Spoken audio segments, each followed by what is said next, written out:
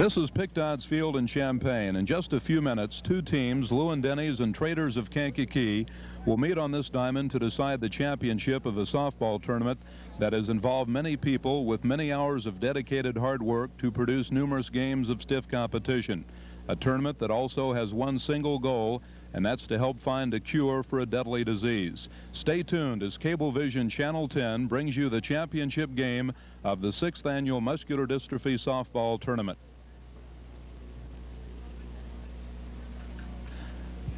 This is Jim Shepard along with Jerry Akers, and we're just about ready to bring you the championship game of the 6th annual tournament. Jerry, of course, has been involved with softball for many, many years. And Jerry, I think to begin our broadcast this evening, would like to explain to our viewers there are some rule differences involved in slow pitch that normally is not involved, say, in regular fast pitch softball or baseball. Could you explain to our viewers what those are? Yes, there's just a few major rules that I need to talk about. One is a 12-foot arc limit. Maximum arc that the pitcher can put on the ball is 12 feet. Anything over that is an illegal pitch. If it's hit by the batter, he goes ahead and swings at it. He's still in jeopardy to be put out, or whatever happens on that particular play, stand. The other one is the minimum arc. You must have a 3-foot minimum arc from the release of the pitcher's hand. The other, we've got 60-foot bases. A batter cannot leave the base until the ball is either hit or it reaches the plate. They cannot steal. The ball does not become live until it's hit by the batter. Now, that's the major things about slow pitch softball that makes it different than fast pitch. You take away the stealing, the ball doesn't become live until it's hit. Of course, we've got a local team involved here in the tournament, Jerry, with Lewin Denny's, a team that you saw a lot during the regular season, and also a team that many people are surprised that they're in this championship ball game, and that's the Traders team out of Kankakee. The field, of course, we had rain here this afternoon. It's quite muddy. How is the game going to be affected by the poor field conditions? You, of course, have umpired ball games where the field was in poor condition. What does that take away from a ball game when it's as muddy and slushy as it is right now? Okay, I think the teams that have great speed, it negates that, so teams that are slower. But on the same sense, if you look at the two teams that are playing in the championship, the power teams are out of it. It's the teams that were base hitters, the teams that could base hit, keep the ball down and not hit the long fly balls, are still playing. Lewin Denny's is a team that rebuilt their team a couple of years ago. They lost several players. They've come back with a very good team of base hitters. They beat some good teams, so we can't say that they're not good. They're here. So. Before this championship ball game, I had a chance to talk to the two men who run this Lewin Denny's ball club, Ron Creech and John Goldenstein, and this is the interview we did with them earlier before this championship game. Talking to two members of Lewin Denny's ball club that'll be playing in this championship game coming up in just a moment. To your left, this handsome gentleman is Ron Creech, the old pro who's been around the game a long time. And Ron, you've told me that we're talking about the condition on the field, and you guys have played in worse conditions than this. Your tournament down in Louisville, you said you played in mud 2 or 3 inches deep. Water was 2 inches deep. Mud was deeper than that. So you don't think that's really going to be that much of a problem for you? It's a factor. How much of a factor do you think it's going to be from the standpoint? Away from the big boys. Yeah. They can't get any footing. Yeah. And you were telling me earlier, like when you played the Chiefs, that really helped you playing a bigger field from the standpoint of playing a ball club that's got the long ball. You guys are not really that kind of a ball club, are you? No way. Yeah. You feel that too, but we don't have a bunch. You feel the team's gelling right now, and you're all set for the championship team? Yeah, we're averaging 18 runs a game. That's good. Looked at some of your batting averages too, and they're pretty healthy for the tournament. So you've been hitting the ball well. Right. Yeah, Ron, good luck, and hope we'll bring you a championship after the game. You bet. Thank you. This guy to my right, to my left and your right is John Goldstein, the pitcher. And you guys ready to go for this title game, John? Ready as we'll ever be. It'll be a good one. Two teams are matched fairly well for this type of conditions, so it'll be okay. The team you're going to play here from Kankakee, what kind of a ball club do you analyze them as? I know you've seen them in the tournament a couple ball games. They're a good base hitting club, and you're going to have to play ball to beat them. You know, this type of conditions just evens us up pretty good, so it'll be a good one. As a pitcher, how does bad diamond conditions like you're going to play on now affect your pitching style? Any at all? It shouldn't hurt. Bother your footing at all, John? No, it shouldn't hurt the pitchers. You know, it's a lot of routine stuff that's hit to your infield. That's what it's, you know, that's an easy out. That's what's going to be the factor right now. When you guys started playing the tournament, did you have any doubt that you would make the championship game, or are you kind of surprised you're here right now? No, we saw how the pairings were set up, and we thought we'd get to at least the Final Four, and then we just had to wait and see. Our big game was last night, I thought, at 7 o'clock when we beat Pro-Am, and then we were up for the Chiefs. We owed them a couple, and conditions were with us. John, anybody on your ball club that you would like to pinpoint that maybe has had an exceptional tournament? I know you're a pretty balanced ball club, but anybody individually that's really played exceptionally well, you feel, in the tournament up to this championship game? Well, we've got a couple. Steve Rankel, Lorne Rings having a super tournament hitting-wise. Everybody's doing a good job. Everybody's doing a good job. It's a team effort. Good. Thanks for the chat, and best of luck in the title game coming up. Stay tuned now. In just a few minutes, the championship game of the 6th annual MD tournament from Pick Dodds Field in Champaign. I also had an opportunity to visit with the Traders of Kankakee manager, Bubba Clark. The smiling guy to my left is Bubba Clark, manager of the ball club that Lou and Denny's is about ready to play for this championship game. I just hope you guys got good cleaners. You're filthy. Really, it's been rough out there. It's a lot of mud, a lot of, rain, but we came through when we had to, Bubba, you told me before we went on the air with the interview that your ball club really had not been playing that well, but you've kind of gelled in the tournament. Obviously, you're a little bit surprised in being in this title ball game. Yeah, when it rained and these guys couldn't jack, we figured we were as good as anybody else, so we just played our ball and caught the ball and ran, What kind of competition do you have up in Kankakee? Are a lot of good slow pitch teams up in that area? Yeah, there's good teams, and plus, all the tournaments bring in all out-of-town teams, so we've played in a lot of tournaments. We've played good competition, yeah. Bubba, what's a little bit of background on your team? You've been together a long time, a lot of young ball players on your team this year? Yeah, we've been together for a couple years. This is the first year we've ever been together for a league. We usually just get together for tournaments, pickup team. And to answer your other question, yeah, we are all pretty young. I think the oldest guy is 27, and he's played probably 8-9 years. And the rest of us are, like I'm 23, the rest of us are about 23, 24, something like that. Bubba, how about the game conditions for this championship game coming up? Have you guys played in any games where the conditions have been this poor? Yeah, at home in the league, they try to play as often, in the mud, and often they can just get the games out of the way. And we've already played, 3 games like that today, so we should be ready to play, Good. Bubba, thanks for the chat, and best of luck to you and your ball club in this title game coming up. All right, thanks a lot. Bubba Clark, manager of the Kankakee Ball Club, and we're just about ready for the championship game of the 6th annual MD tournament here at Pick Dodds Field in Champaign. 2 gentlemen that were extremely instrumental in putting this tournament together were members of the local JC's organization, and I'm referring to Reed Johnson, who is the chairman of this MD tournament, and also Chuck Klutz, who is the president of the local Champaign-Urbana JC's, and we chatted with them just a few minutes before game time. So many people are involved in, of course, making this a successful tournament, and right now I'm talking to one of those gentlemen, Chuck Klutz, the president of the local Champaign-Urbana JC's. Chuck, if you could explain a little bit about the history of this tournament, how it got started 6 years ago. Well, 6 years ago, Lee Feldman and Ace Hardware softball team started the tournament. They felt something needed to be done for Muscular Dystrophy in this town. This town's very big on softball, so they started a tournament. And 3 years ago, the JCs took it over, and it became a 64-team softball tournament with teams coming in from outside the state, and has revolved into one of the top-class tournaments in the state of Illinois. How about the proceeds from the tournament, Chuck? How much money do you hope to raise from the tournament this year to give to the Muscular Dystrophy Association? Well, we're going to turn in around $2,600 this year, and the money was brought in from the entry fees. For the umpires, donated some of their money back that they get paid from sale of T-shirts and programs. Last couple of years, of course, the JCs have been the primary sponsoring body behind the tournament. Is that correct? That's true. We have outside help. We ask other people to get in with us, and they help us, but we're the main sponsor. Chuck, thanks very much for your time, and best of luck to the JCs for the balance of this tournament, and keep up the good work for Muscular Dystrophy. Thank you. Another person very responsible for the success of this year's Muscular Dystrophy tournament has been Reed Johnson, chairman of the tournament, also a member of the local JCs, and you've got a lot of teams in the tournament this year. Could you explain to us, Reed, who some of those states are that are represented in this year's MD tournament? Well, we actually have about 7 different states involved, from as far away as Ohio, Kentucky, Indiana, Michigan, Iowa, Missouri, and of course here in Illinois. And this has turned into quite a tournament. In fact, by a number of the softball teams that have entered, they've billed this as one of the premier softball tournaments in the Midwest.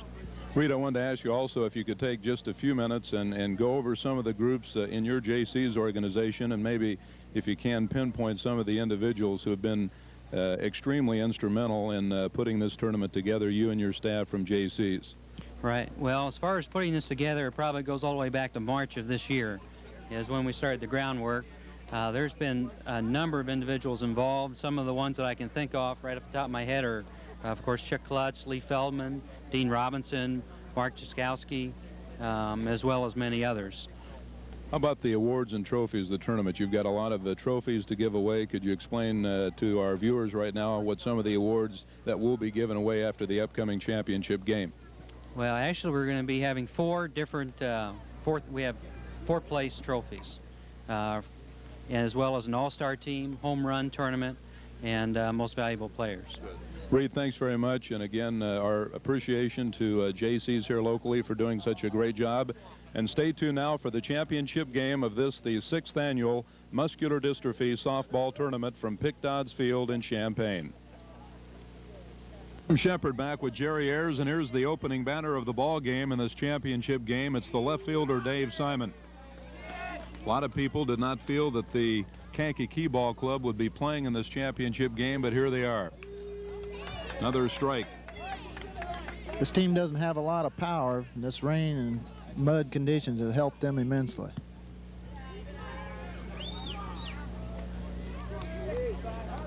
Cloudy, overcast day here at Pick Dodds Field.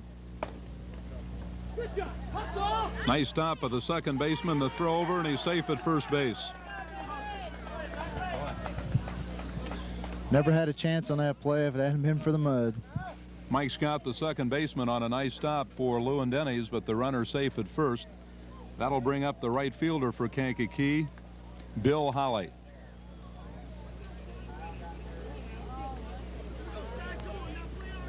I heard a few of these guys talking before the game, wondering when their divorces were going to be started.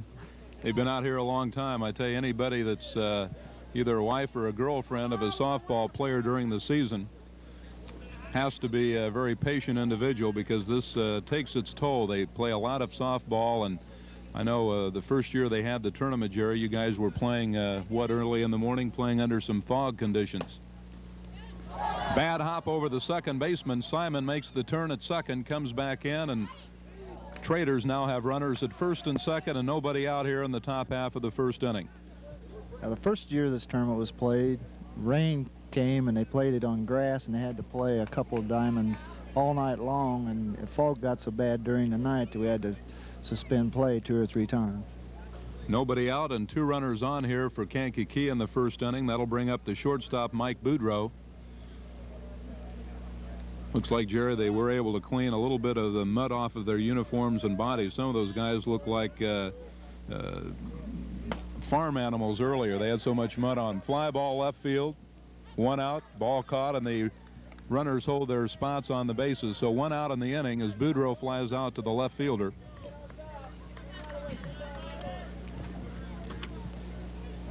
Ball caught by Joe Fisher.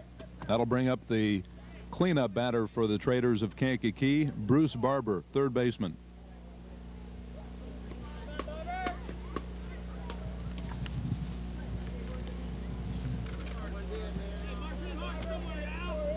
Rich Brown, right center fielder, on deck for the Traders of Kankakee.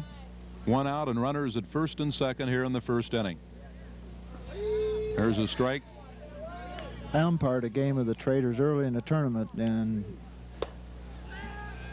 Will hit to left field. Fisher back, and he's got it for the 2nd out of the inning. Runners advance. Ball gets away from the third baseman, but the runners hold, and now there are 2 outs. Fisher making both outs for Lewin-Denny here in the first inning, and that'll bring up the right center fielder for the Traders, Rich Brown. getting back to Bruce Barber, he played a tremendous defensive game over at Prairie Park on Saturday. I want to give credit to the umpires working this championship game too, Jerry, when we get an opportunity. Working behind the plate is Les Black, a veteran official. There's a hit to left field. Simon comes in to score. Another run in for Kankakee as Holly makes the turn at third and comes in to score. So now there are 2 runs in here for the Traders of Kankakee in the top half of the first inning, and that'll bring up the catcher, Mike Mitchell. 2 outs in the inning. Both outs were fly balls to the left fielder, Joe Fisher. DeVoyson on deck for Kankakee. Got hit in the face as the ball hit out to the left center fielder. The throw comes back in, and with the throw in, Brown takes third for Kankakee. So there are runners at first and third, 2 runs in and 2 outs, and that'll bring up the second baseman, Bob DeVoyson. That's the 4th hit of the inning for Kankakee. Wrinkle, Rosenberger, and Fisher will be the top 3 batters for Lewin Denny's when they come up in the bottom half of the first inning. Mitchell at first, Brown at third with 2 outs, and the batter DeVoyson. There's a smash up the middle, another run in. Mitchell makes the turn at second base but comes back in, and now another run in here for Kankakee. Brown scoring from third as DeVoyson comes up with the 5th hit in the inning for Kankakee. Batter now, Rick Winselman, the left center fielder. Well, a lot of people, Jerry, didn't think we'd be playing a ball game at this time. We had so much rain earlier, but one game, both ball clubs played through the game. Finally, the ball hit to the right center fielder. The ball hauled in out there by Rosenberger, and that's the end of the first inning. Coming up in the inning for Kankakee, they had 3 runs on 5 hits, no errors, and 2 were left. And after a half an inning, Kankakee 3 and Lewin Denny's coming up. I think the Traders felt real good about scoring 3 runs in that inning. In these games, it's very important to jump out in front because you get the momentum early and you force the other team to take it away from you. Let's go over right now the lineup here for Lewin Denny's, Jerry, as we get ready to see them bat here in the bottom half of the first inning. The leadoff batter is the third baseman, Steve Wrinkle. Russell Rosenberger bats second and plays right center. Joe Fisher bats third. He's the left fielder. Batting cleanup, the first baseman, Tom Burnett. Bill Ayton is the left center fielder. He bats in the number 5 spot. Batting 6th, the second baseman, Mike Scott. Rudy Umhoff is the shortstop. Lorne Ring plays right field, bats in the number 8 position. Ron Creech, the catcher, batting 9th, and John Goldenstein, the pitcher, batting in the number 10 spot. Here's Steve Wrinkle having a pretty good tournament, an excellent tournament. 26 times at the plate, 20 hits. He's batting .769 for this MD tournament so far. First pitch, a strike. That's a great batting average for a tournament like this. Kankakee coming up with 3 runs in their half of the first inning. Nice play by the shortstop. The throw over drop of the first baseman, and Wrinkle is on with a hit.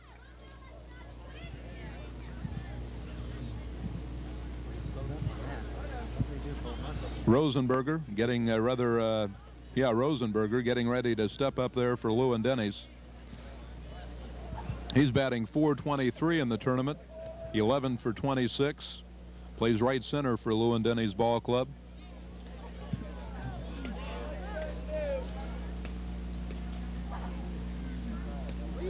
First pitch caught the inside corner for a strike.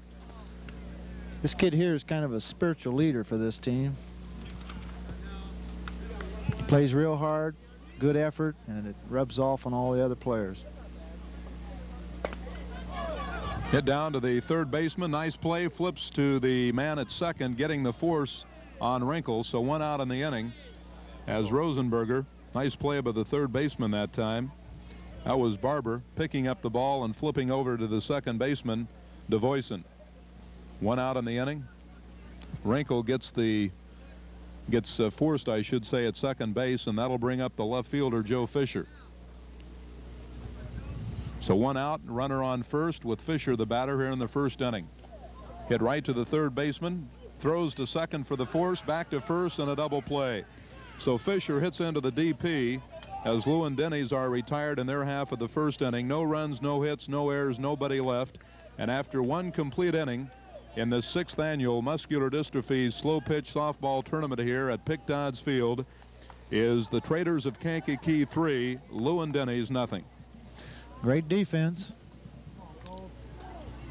Fisher hit the ball hard to the third baseman, fielded nicely by Barber, flipped to the second baseman, getting the force on Rosenberger coming down, and then they got doubled back Joe as he ran down the line at first base. Many people in Urbana remember Joe from playing sports at Urbana High School. I was working over here in Champaign Radio, had the opportunity to cover a lot of Joe's games, watched him become a member of the 1,000-point career club in basketball, and of course an outstanding quarterback and one of the better athletes I had an opportunity to see here in Champaign when I was over here. The pitcher, Bubba Clark, leads things off for the Traders of Kankakee as we open up the top half of the second inning.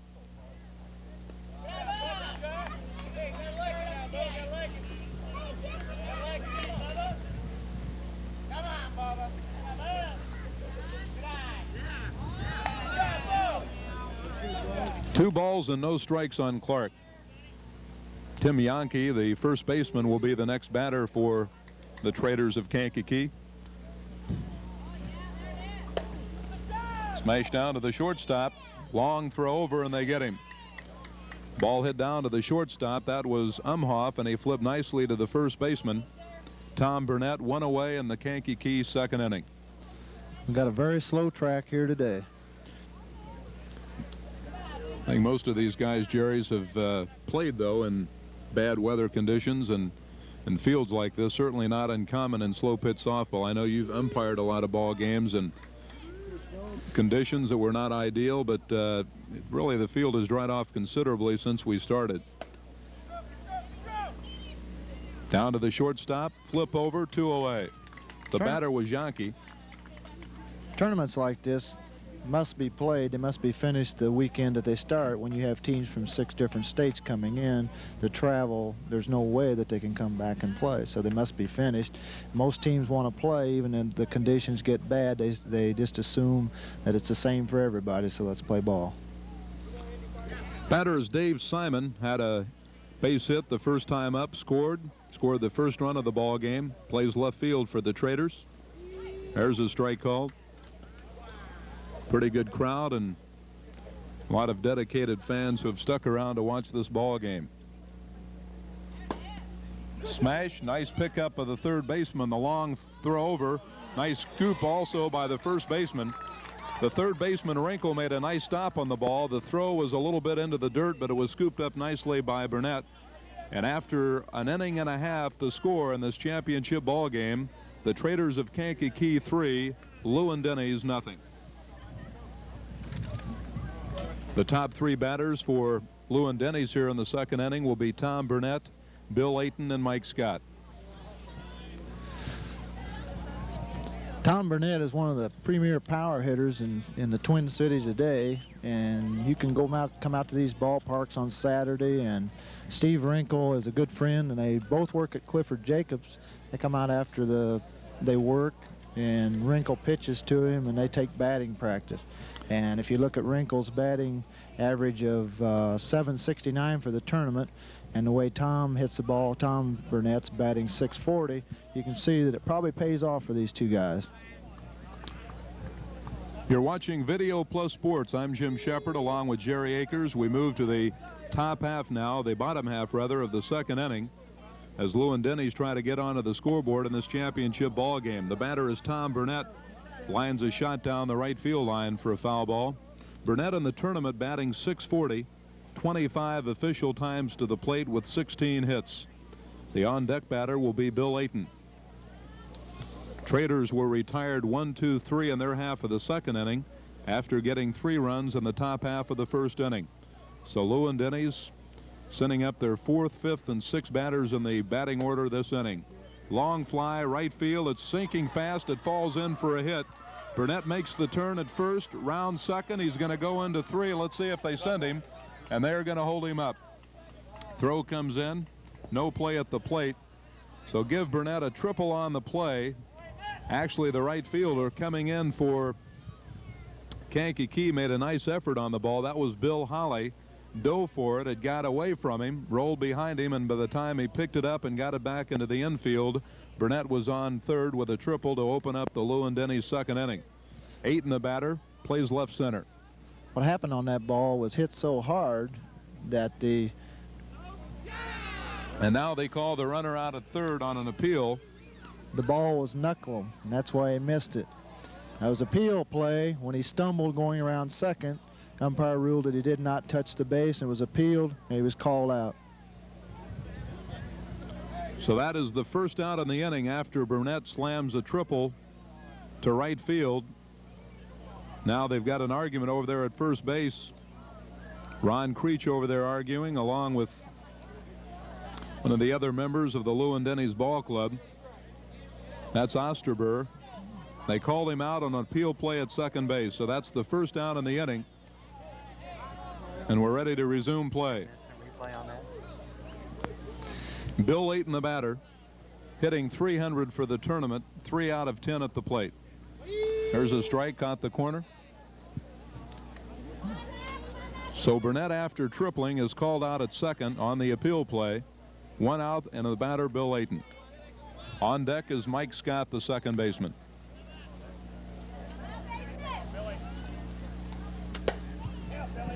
There's a hit to right center, falls in for a hit. Ayton makes the turn at first, and that'll bring up Mike Scott, having a good tournament, hitting .583, 14 out of 24.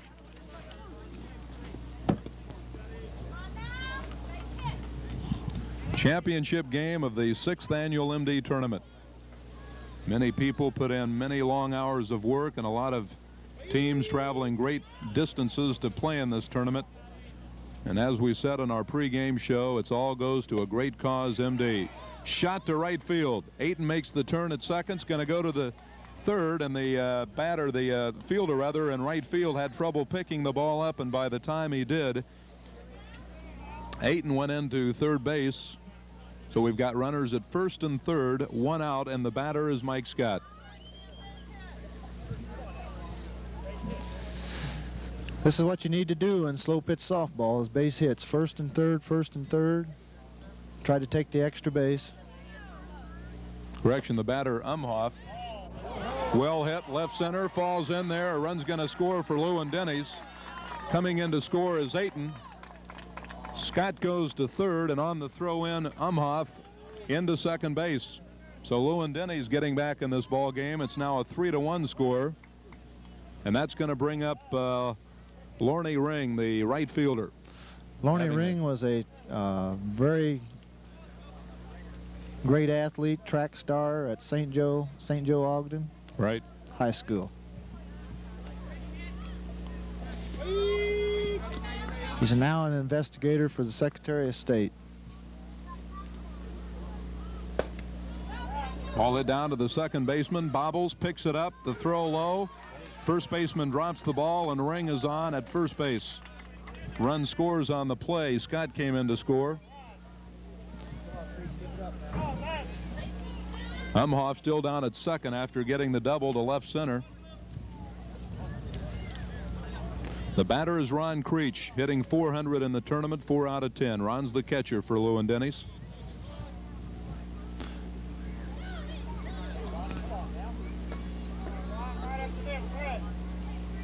Three to 2 ball game. Creech the batter. John Goldenstein, the pitcher, is on deck.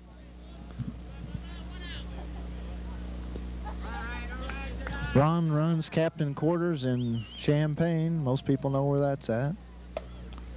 Little pop-up down the right field line, goes out of play.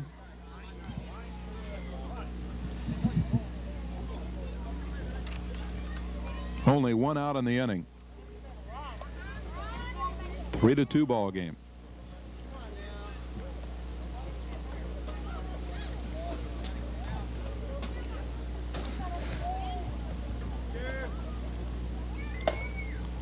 Fly ball, right field, caught.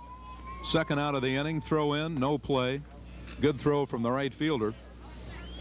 Showed Bill a good Holly arm. really brought that ball in well after making a routine catch in right field. Second out of the inning as Creech flies to right field, and that'll bring up the pitcher for Lewin-Denny's, John Goldenstein.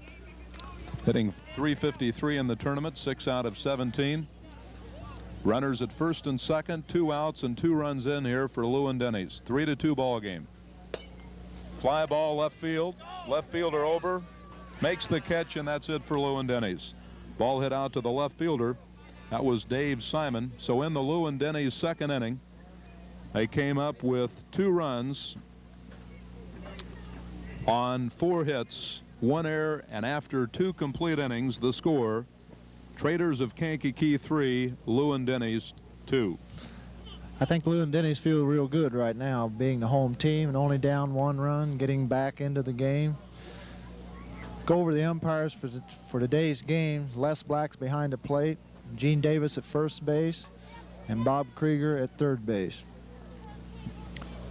Bill Holly, Mike Boudreau, and Bruce Barber will be the first 3 batters here for Traders of Kankakee as we get set to start off the top half of the 3rd inning in this championship ball game.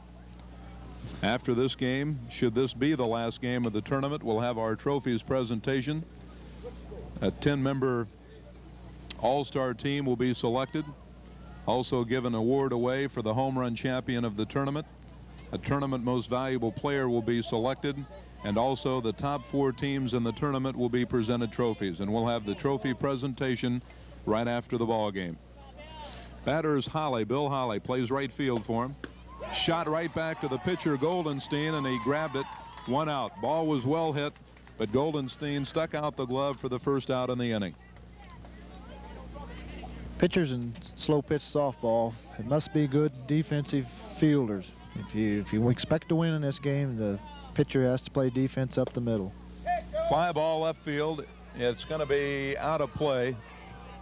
Fisher made a nice effort for the ball. Mike Boudreau is the batter, plays shortstop. Barber is the on-deck batter.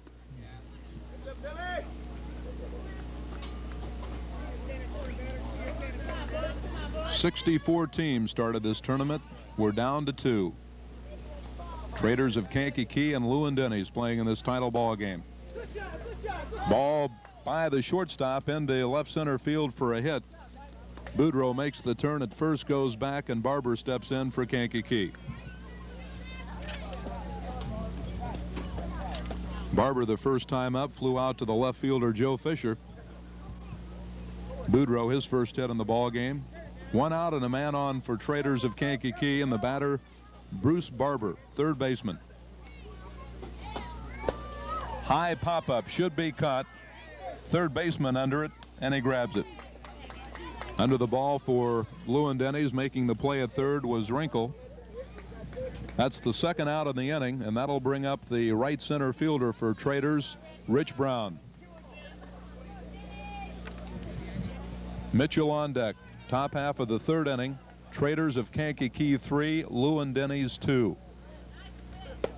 Fly ball center field, sinking quickly, but a nice play coming up from the left center field position. Nice play on the ball by Bill Ayton. Good defensive play again. Speed. So in the Kankakee 3rd inning, no runs on 1 hit, no errors, and 1 left. After 2.5 innings in this championship ball game, Traders of Kankakee 3, Lewin-Denny's 2. I was really surprised, Jim, at today's games. I would assume from yesterday that we would have had championship games where we probably would have seen 12 or 14 home runs hit by each team. In fact, I think I said that to you last night. Right. And I can only remember today being out here for the 5 or 6 games, 1 home run being hit. So the game has changed completely around due to weather conditions. We're playing on a diamond where the wind's blowing in against the hitters, where if we were playing where we would normally be playing, the wind would be blowing out, would have changed the game completely.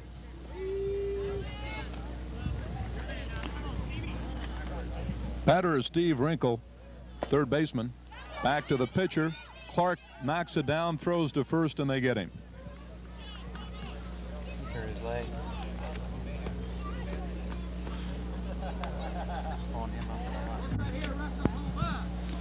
Russell Rosenberger, the batter, right center fielder, hit into a force out the first time at the plate.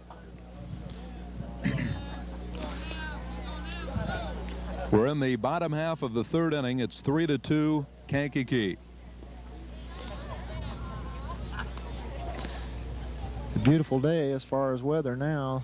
A couple hours, the diamond probably be in perfect condition to play softball. Unfortunately, the weather didn't hold out for this tournament, but it was a great tournament with great teams, and I think it has truly become one of the best slow pitch softball tournaments in the state of Illinois, without a doubt. Probably Fly 2 or ball, 3 left states. field, well hit. The left fielder back, and he makes the grab.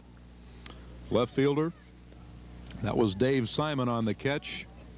2 away, and that'll bring up Joe Fisher. Joe having not a real good tournament from a batting average standpoint, hitting only .333, 8 for 24. There's a base hit to left field. Left fielder over. Simon picks it up. Fisher around first, comes back, and he's on with his first hit of the ball game, and that'll bring up the cleanup hitter, the first baseman Tom Burnett. Burnett tripled his first time up, missed the bag at second. They appealed it, and he was called out. So Burnett comes up, having a great tournament, hitting .640 going into this title ball game. 16 for 25. That was the 5th hit, by the way, for Lewin-Denny's in the game. Smash over the shortstop. Fisher makes the turn at second and going to come back. So runners at first and second as Burnett gets the hit, and that'll bring up Bill Ayton. They put a slight shift on for Burnett. They play everybody to the right side, and being a good hitter, he doesn't try to force it in there. He just hits to the opposite field. Batter is Bill Ayton, left center fielder, left-handed swinger. High pop-up, should be caught. The right fielder under the ball, and he's got it. Right fielder making the catch for Kankakee. That fly ball Bill right Holly. there. That fly ball right there, Jim, is what the ball players call a can of corn. A can of corn, and he's had a couple of those cans of corn out in right center, or rather right field this afternoon. In the third inning for Lewin-Denny's, no run on 2 hits, no errors, and a couple of runners left on. We've played now 3 complete in this championship ball game. The score, Lewin-Denny's 2, Kankakee 3, and each team with 6 hits in the ball game. Mitchell, DeVoyson, and Rick Winselman, the top 3 batters here for Traders of Kankakee, coming up. Mitchell had a hit the first time up for him this afternoon.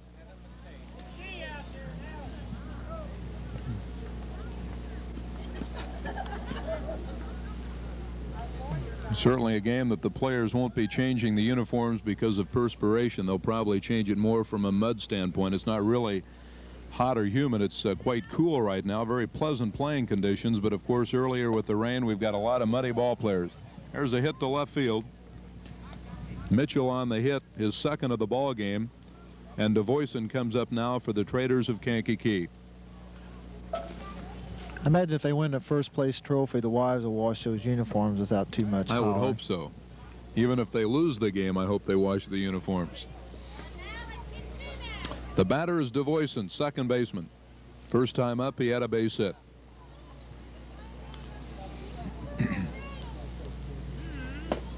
Fly ball, right center, should be caught, and is. That's the first out in the inning.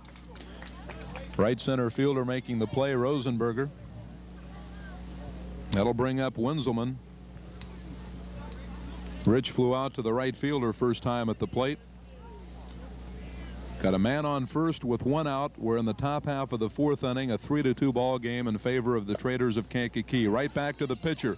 Flips to second for 1, the return to first, and a DP. Nice play by the pitcher.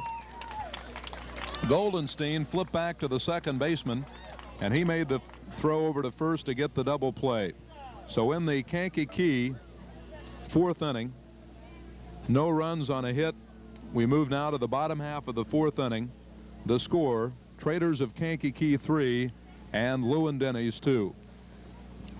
Jim, while we got a little time, I'd like to mention one man that's not out here today, and that's Emerson Dexter, who was put in the hospital on Friday, and I'm not sure whether he's out or not. I heard earlier, Jerry, that they thought that Dexter might get to come home this evening, and unfortunately it's too bad he can't be out here to watch this title ball game, because known affectionately as Mr. Softball, of course, in Champaign-Urbana, had been involved in the sport here locally for many years, and loved by many, many people, and has been extremely instrumental in making softball the popular sport that it is in town. That is true. Lewin-Denny's batting in the 4th inning right now. This is Mike Scott, second baseman. Fly ball, well hit the right field. Holly drops the ball. Scott rounds first, around second, going into the 3rd, and he's going to be in there. A well-hit ball by Mike Scott, the right fielder. Bill Holly made a nice play on the ball. I think for a moment it looked like he just hesitated. Well-hit ball, and I think he just gave up on it a little bit. I think he thought he had it and kind of hot-dogged it just a little and dropped the ball. Rudy Umhoff steps in. Had a double the first time up. Having a good tournament, batting .583, 7 for 12 going into this title game. Lorne Ring on deck. Runner at 3rd, nobody out in the Lewin-Denny's 4th inning. Well hit to left center. Drops quickly, gets away from the left center fielder. Scott comes in to score, and Umhoff into second base with his second 2-bagger of the ball game. That was a hard hit ball. He kept it down and hit it hard, and that's what you got to do in this game. Seeing a lot of sinking balls in this championship game already, Jerry. The batter is Ring. This is why these teams got here. They got away from the power. They're not power teams. Fly ball, well hit to right center. Over the head of the right center fielder. Ring rounds second. Run coming in to score. That's Umhoff, and Ring's going to go into 3rd with a triple. And Lewin-Denny's are right back in the ball game.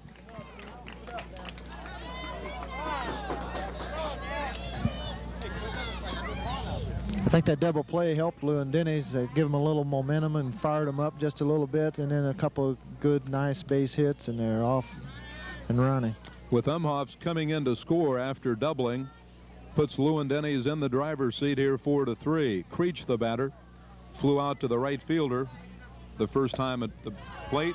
Ball down to the second baseman. Bobbles, watches the runner, throw home. Now we've got a play on him, and he is out. The third baseman tagged him, and now Creech, as he made the turn at first, turned the wrong way. They throw over to first and they tag him. Now the ruling on that is if the runner does not make a definite attempt to go to second, he is not out. He can turn either direction as long as he does not make a definite attempt to advance. The umpire ruled that he had not, so therefore he was safe. So Ring is tagged out at third, the first out in the inning. Creech is on first after the fielder's choice play, and that'll bring up the pitcher, John Goldenstein. Down to the shortstop, steps on the bag at second, over to the first for the double play. Any ball hit down and goes to an infielder today is almost a routine double play very easily because the batter cannot get out of the batter's box. 2 runs in the inning for Lewin-Denny's on 3 hits. They had triples by Ring and Scott and a 2-bagger by Rudy Umhoff, and so we move to the top half of the 5th inning with the score: Lewin-Denny's 4 and Traders of Kankakee 3.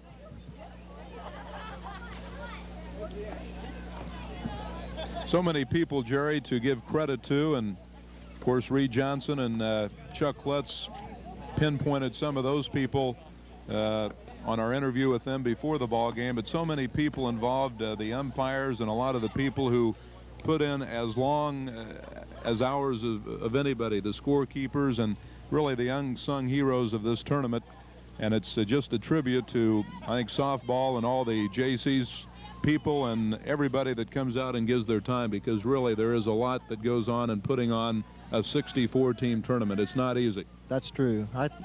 I think the JCs deserve all the credit in the world for this tournament. They've kept it going, built it up, and I think also that they've got a good man that does a lot of work, and I know he does a lot for the ASA softball, and that's Lee Feldman.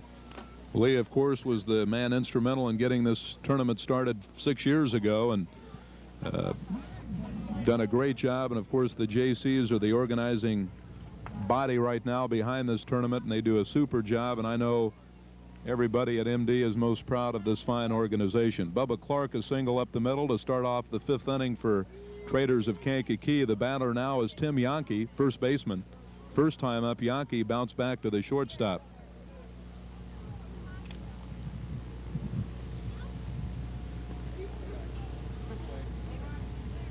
On deck hitter is Dave Simon. The ball don't bounce too high today, does it, Jim? Not bouncing high at all, Jerry. Actually, it's an ideal condition game right now to be played. Nice and cool. Ball hit down to the second baseman. Flips over to second to get the force on Clark. I would want to get out of Bubba's way, too, if he were coming into second. I were the shortstop or second baseman. Bubba showed a lot of class on that. He could have had a collision there and maybe possibly hurt the shortstop, but he's a very nice fellow. Had a chance, of course, to interview Bubba before the ball game, and he told me on the interview, in case you did not see it, that this team really has not played overall that well this year, but they've just gelled at the tournament, and that's typical of a lot of teams. They don't play well during a regular season or maybe a previous tournament, but they get in these tournaments, Jerry, and they just put it together and wind up a lot of times in the championship ball game. Yeah. Goes through for a hit. Yankee makes the turn at second base, so Kankakee has runners at first and second, only one out, and that's going to bring up the right fielder, Bill Holly. What changes, Ed, why a lot of teams improve when they come into this tournament is one reason is they're not locked into the rosters, so they can pick up a couple of 3 good ball players off of other teams, and every once in a while 1 or 2 players will take a average team and turn it into a real good team, and I think that's what happens in the Muscular Dystrophy tournament. Out of play down the left field line. A lot of local teams that really don't do that well in league, but by the time they pick up 1 or 2 players, they become a good team, and it helps the overall competitive competition in this tournament. Well hit to right field. It might be foul. It is fair. Yankee makes the turn at third. He's going to score. Ball into the infield. We might have a play at the plate. No, as Simon scores. And now the lead goes back to Traders of Kankakee as Yankee and Simon both score, making it 5-4 Kankakee and only 1 out. Holly on a good hit down the right field line. Defensively, I think Lewin-Denny's was playing in a little to force them to make them hit it over their head, and he did just that. Boudreau, the batter, he's the shortstop. 1 for 2 in the ball game. Flew out to the left fielder Fisher, and then he had a base hit back in the 3rd inning. Barber on deck. That was Bill Holly's second base hit, I believe. Right. Fisher making the play in left field. Throw in. The throw is wide. Holly comes in to score, and now it's a 6-4 ball game. That's the second hit of the ball game for Boudreau. Holly on the score after Fisher made the put out on left field.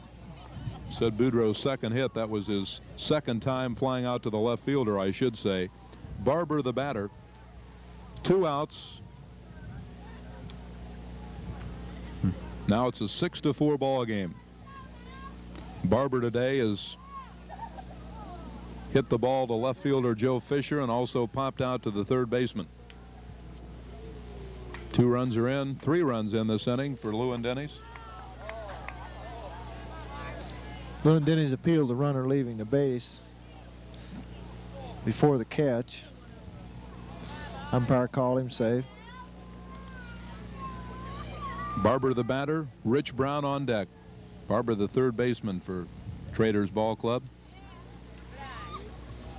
There are 2 outs in the inning.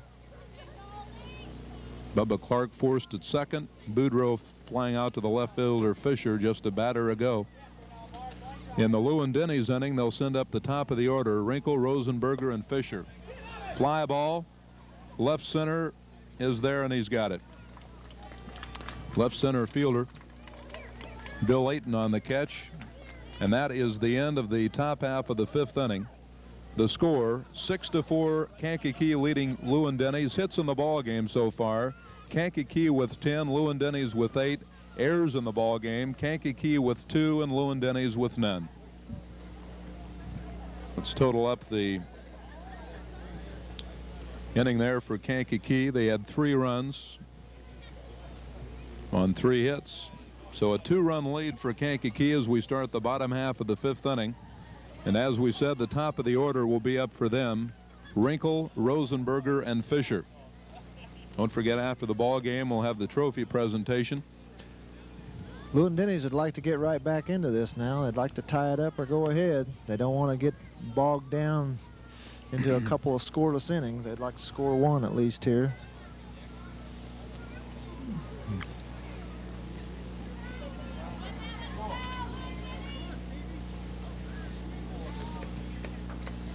Something that we haven't commented, Jerry. Kankakee is playing with a 10-man ball club right now. They don't have anybody on the bench. That's true, and ASA rules, which is being played in this tournament, if one of their players should get hurt and could not continue, they would have to forfeit the game. That's something I guess we could. Ball hit back to the pitcher, Clark. He threw over to Yankee at first. 1 out in the inning, and that'll bring up Russell Rosenberger. Rosenberger in the ball game, 0 for 2, hit into a force out and flew out to the left fielder. Wrinkle bouncing back to the pitcher for the 2nd time in this game. Joe Fisher on deck. Line drive and taken nicely by the 3rd baseman. Bruce Barber on the snag. 2 outs, and that'll bring up Joe Fisher. Bruce is a good defensive 3rd baseman, as I stated earlier. He knows what to do over there. Joe Fisher today hit into a force out in the 1st inning, had a base hit in the 3rd, so he's 0 for 2. There's a shot up the middle for Joe. Makes the turn at first. Left center fielder picks it up and brings it back into the infield. So Fisher is on. 2 outs in the inning, and that'll bring up the cleanup batter, the 1st baseman, Tom Burnett. Tom today tripled in the 2nd, but they had an appeal play on him after he rounded 2nd. He was called out, and Tom also had a base hit back in the 3rd inning. Fisher's 2nd hit in the ball game. He's 18 for 27 in the tournament so far. Having a good one. A lot of healthy batting averages for Lewin-Denny's in this tournament so far. All of us know Tom. We were kidding him about only hitting 1 home run out of the park, and he was complaining about hitting against the wind. Now that one got a chance. High fly, right field. It's going to be caught by Holly about 2 feet inside the line. And that retires the 5th inning for Lewin-Denny's. No runs on a hit, no errors, and 1 left. And after 5 complete innings, the score: Traders of Kankakee 6 and Lewin-Denny's 4.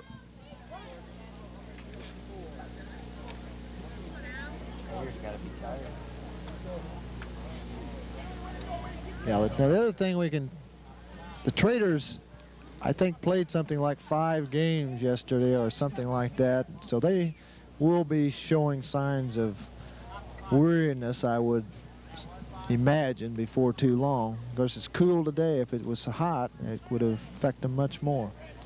Top half of the 6th inning coming up. The top 3 batters for the Traders of Kankakee will be Rich Brown, Mike Mitchell, and Bob DeVoyson.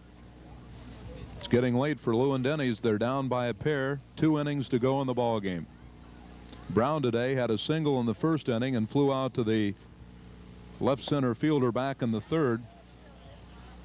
Fly ball, shallow center, and it's taken by the right center fielder. Rosenberger on the play. 1 out in the top half of the 6th inning here for Kankakee. Mitchell, the batter, he's 2 for 2 today. Had singles in the 1st and also 1 back in the 4th inning. Bounced over to the 1st baseman, and the runner is going to be safe. So Mitchell is on. Going to give him a hit on that one. And DeVoyson comes up now, 1 for 2 in the game. A single in the 1st inning. Flew out to the right center fielder back in the 4th inning. So a runner on 1st and 1 out here in the Kankakee 6th inning.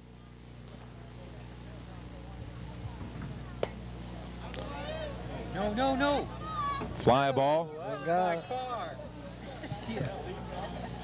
And the victim that owns the car is sitting about 2 seats down from us here. Reed Johnson. He's going to go to the phone and call his insurance agent right now.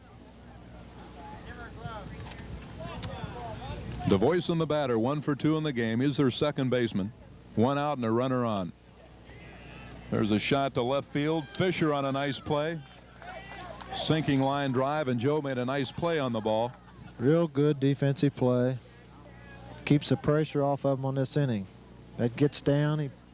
We got runners at first and second. The way it is, he's got the out. The runner's still on first. Winselman, the hitter, left center fielder for this Kankakee Ball Club. Flew out to the right center fielder and bounced into a double play. He's 0 for 2 today, down to the shortstop, and they get the force at second. Now we go back to the defensive play that Fisher made in left field. Made that inning, kept the force out. So in the Kankakee 6th inning, no runs on 1 hit, no errors, and a man left. And after 5.5 innings of play, Traders of Kankakee 6, Lewin-Denny's 4. Top 3 batters for Lewin-Denny's here in their half of the 6th inning: Bill Layton, Mike Scott, and Rudy Emhoff. Bottom half of the 6th inning, Traders of Kankakee leading in the tournament. Of course, if Lewin-Denny should lose this one, we'll have another one. That is correct. Fly ball, right field, falls in for a hit. Ayton makes the turn at first. Tried to go to second, but he fell down and scrambles back to the bag at first. Call that a single and a half. He was almost halfway down to second, or a third of a way down, before he tripped and fell on this muddy field here, Jerry. He would have had a he double. was definitely going for the play right. at second base. Second hit in the ball game for Ayton. Mike Scott comes up. He's 2 out of 2. Scored 2 runs today.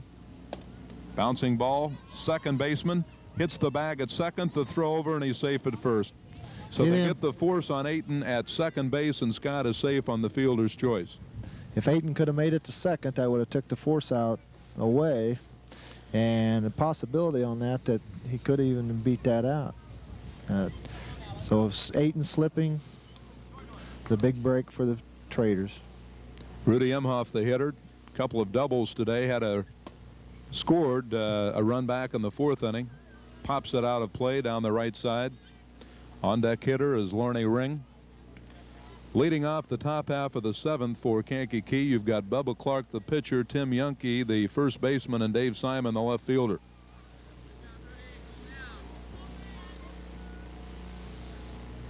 Bubba looks in, brings it home. Line shot over the shortstop, goes into left center. Scott goes into second. Emhoff is on first base with his 3rd straight hit of the ball game, and that'll bring up Lorne Ring. He's 1 for 3, safe on an error by the shortstop, or the second baseman rather, back in the 2nd inning, and then had a 3-bagger back in the 4th inning. Then got tagged out as they made a play on him coming down the line. So Ring, the hitter. Ron Creech on deck. Rudy Emhoff has just hit 3 line shots, very hard hit balls. Hit the ball very well today, you're right. Bottom half of the 6th inning, Lewin-Denny's down by a pair. High pop-up. I don't know if they're going to have a play on the ball or not.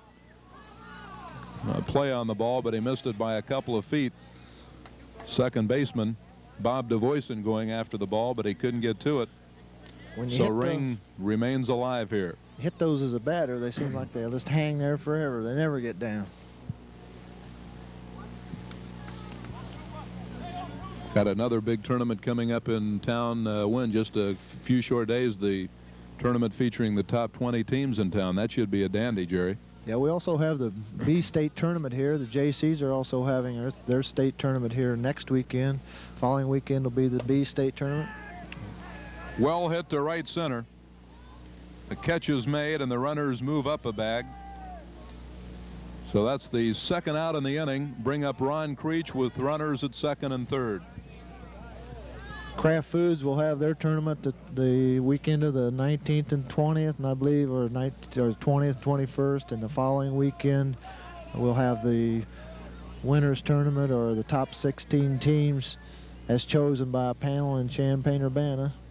Be playing for, I believe, their entry fee being paid and $1,000 worth of uniforms from Hayden's Sporting Goods.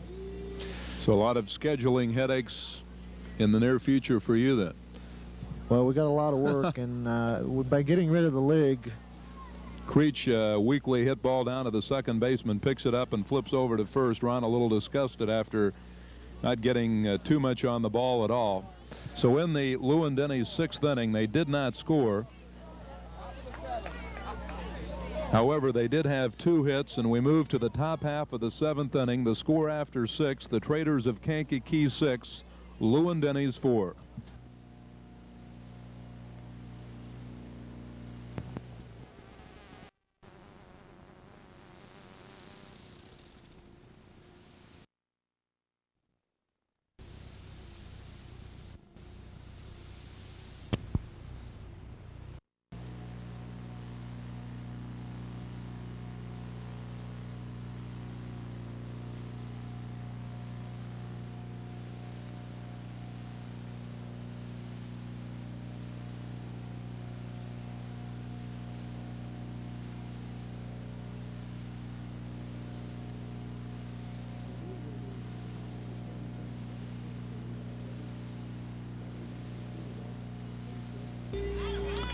We move to the top half of the 7th inning. Bubba Clark, the leadoff hitter.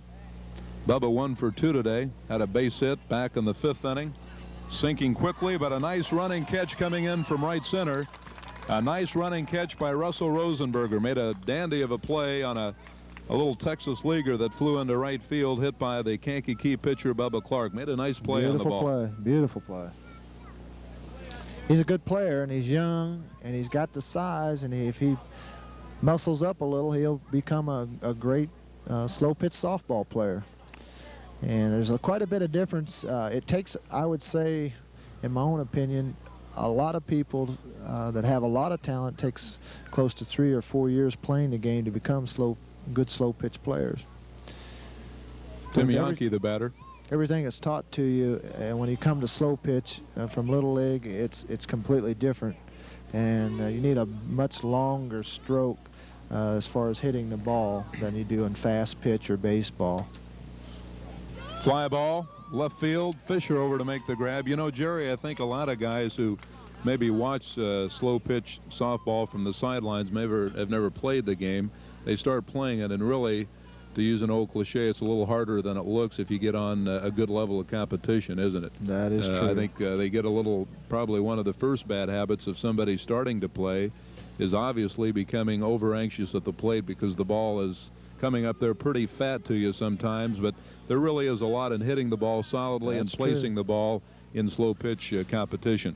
These people spend a lot of hours on batting practice before these games, and if you go out around where these teams are playing, you'll see them taking batting practice. It's very important. Now, they play enough games to keep down their infield practice as far as the ground balls and fly balls, but you sometimes in a game you just need to hit the ball, hit the ball, hit the ball. Plus, you build up strength. You build your arms up when you're swinging the bat. Dave Simon, a line shot single to left center.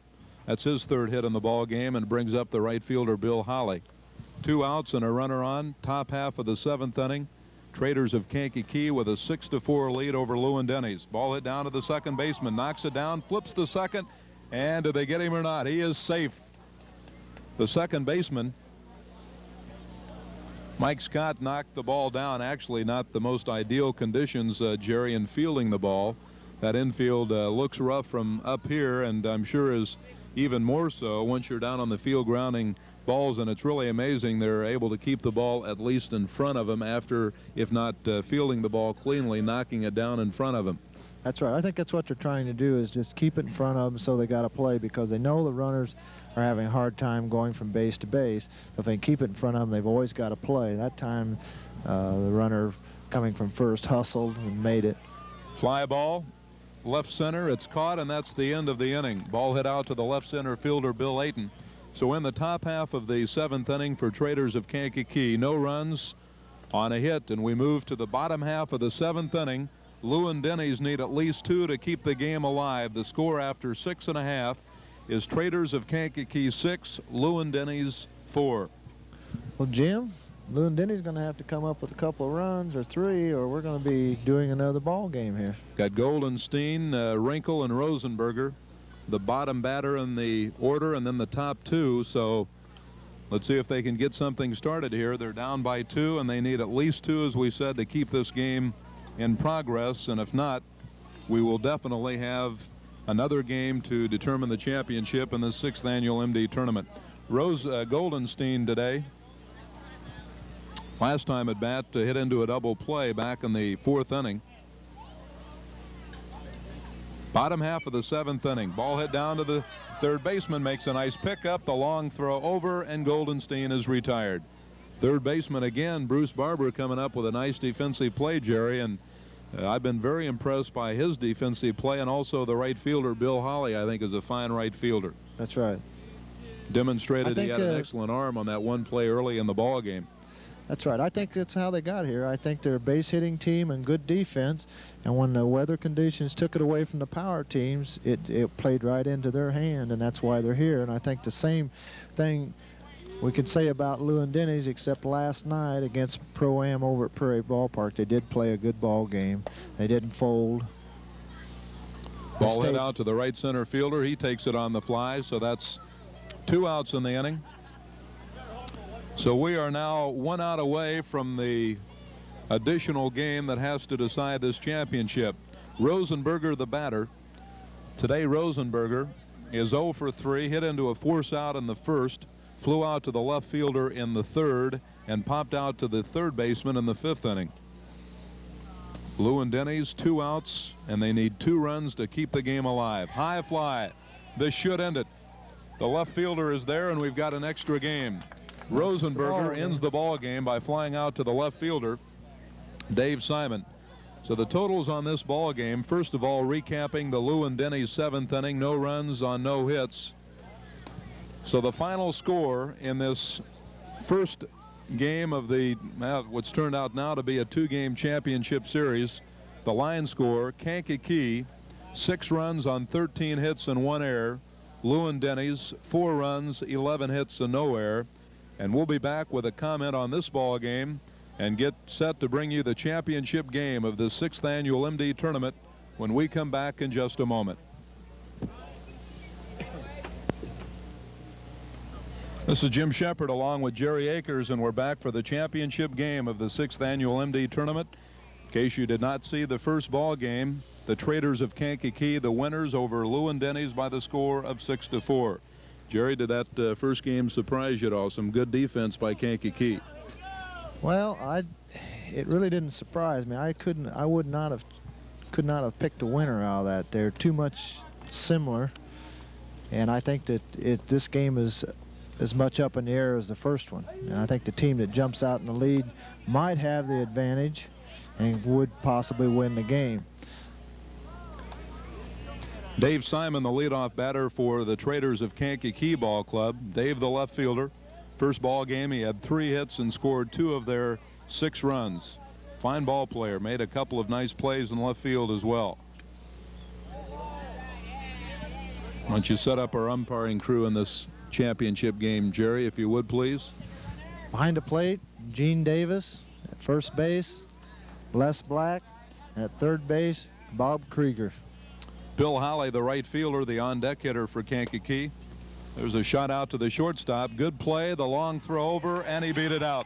Simon safe at first after beating out a hit out to the shortstop.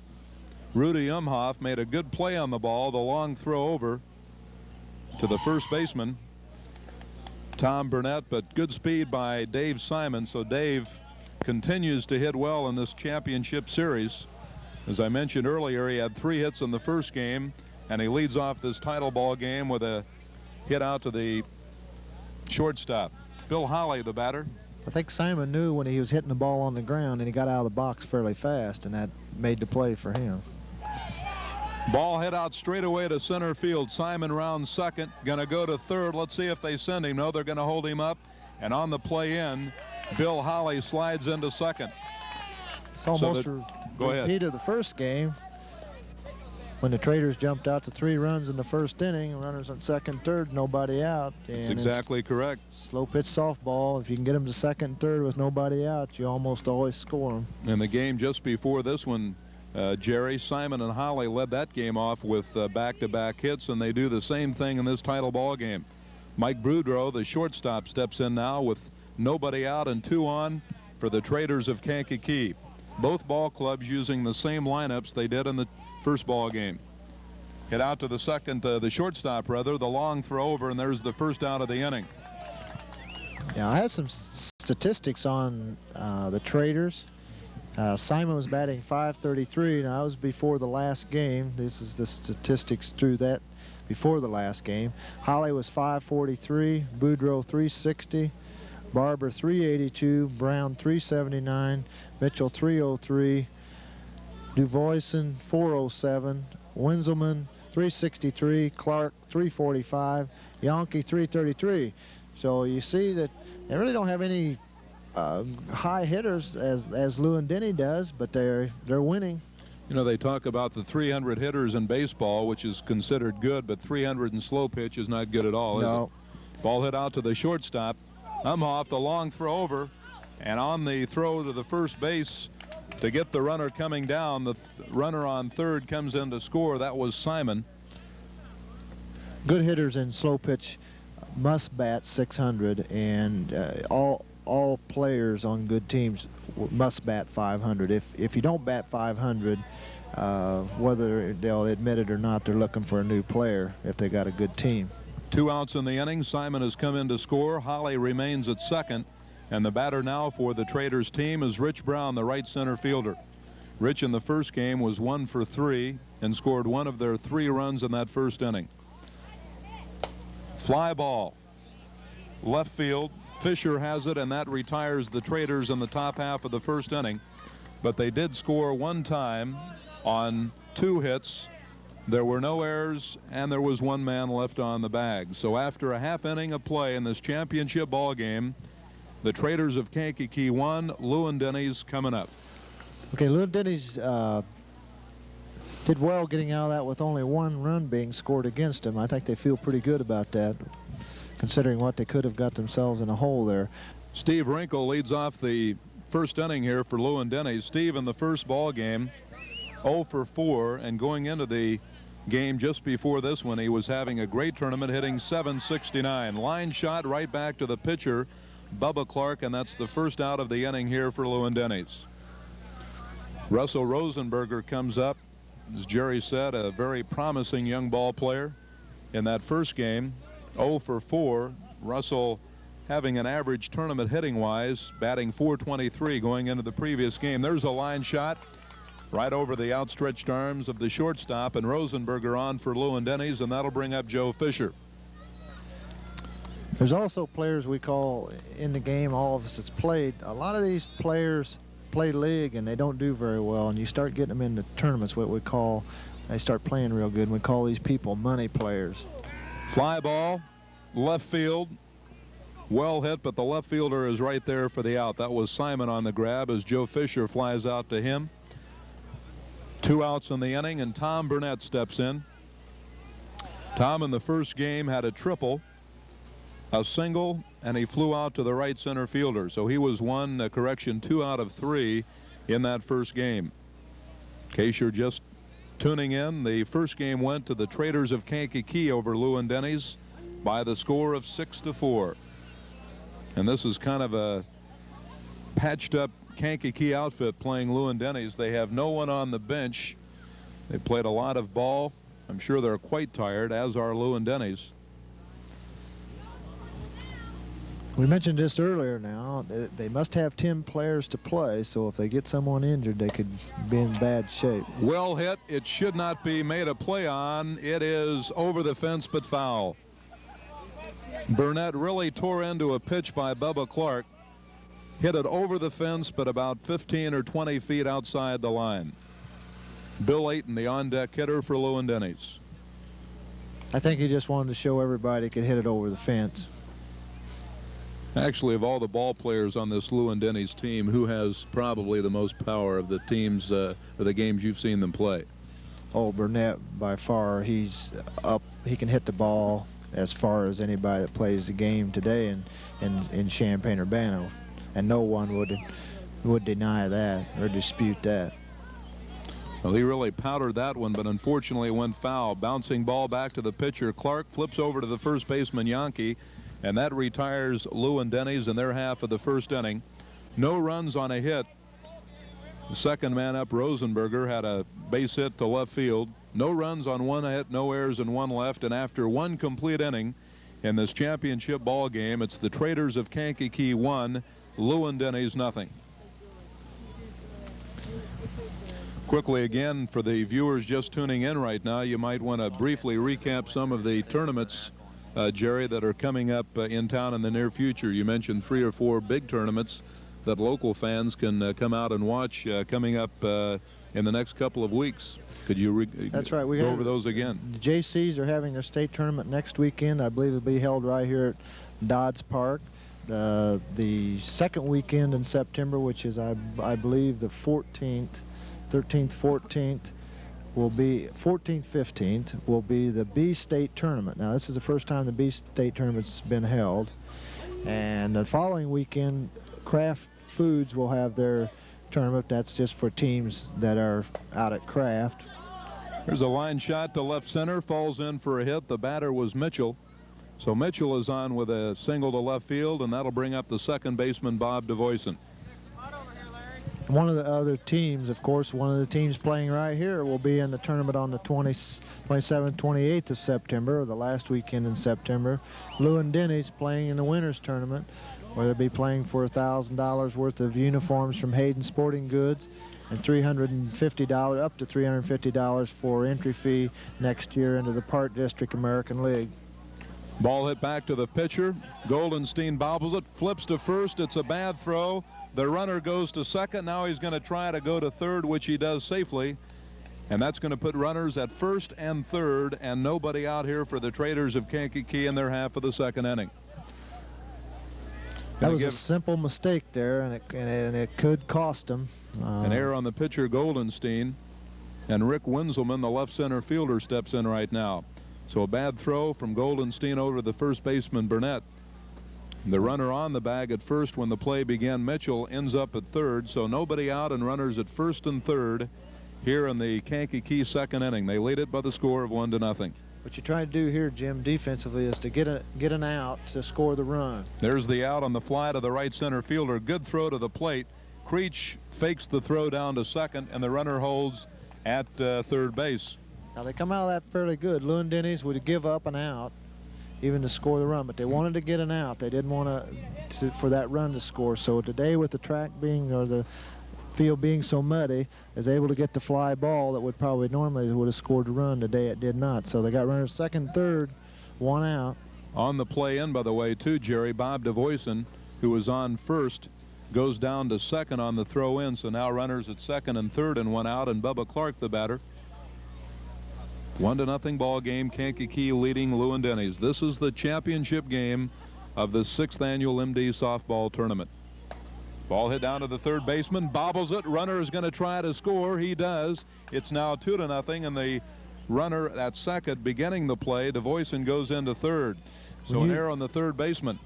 You said a while ago DeVoyson went from first to second. If Lou and Denny's had to hit their cutoff man, they could have kept that runner from advancing. So it was another mistake by Lou and Denny's to let that runner go to second.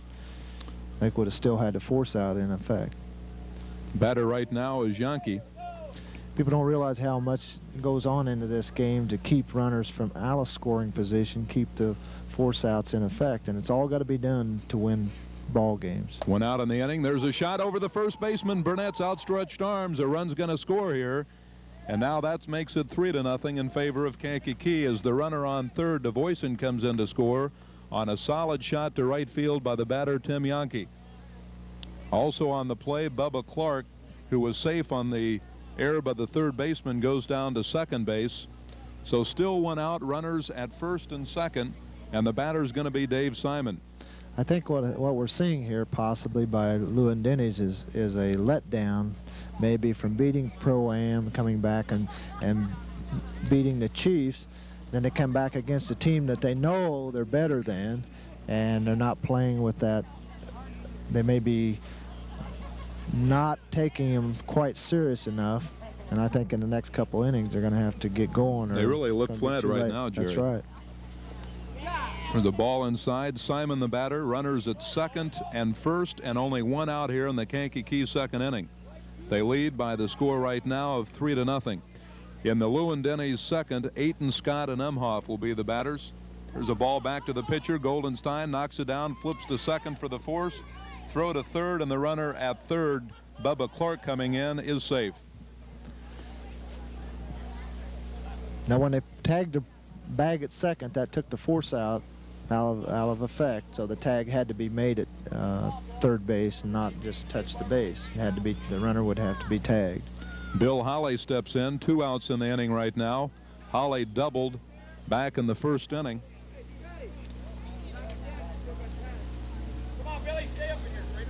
So the batter is Holly, right fielder, good ball player. First game, he was 2 out of 4. Had a triple, a single, and scored once. As we mentioned, Ayton, Scott, and Umhoff, the first 3 batters for Lewin-Denny's in the second inning. Here's a strike.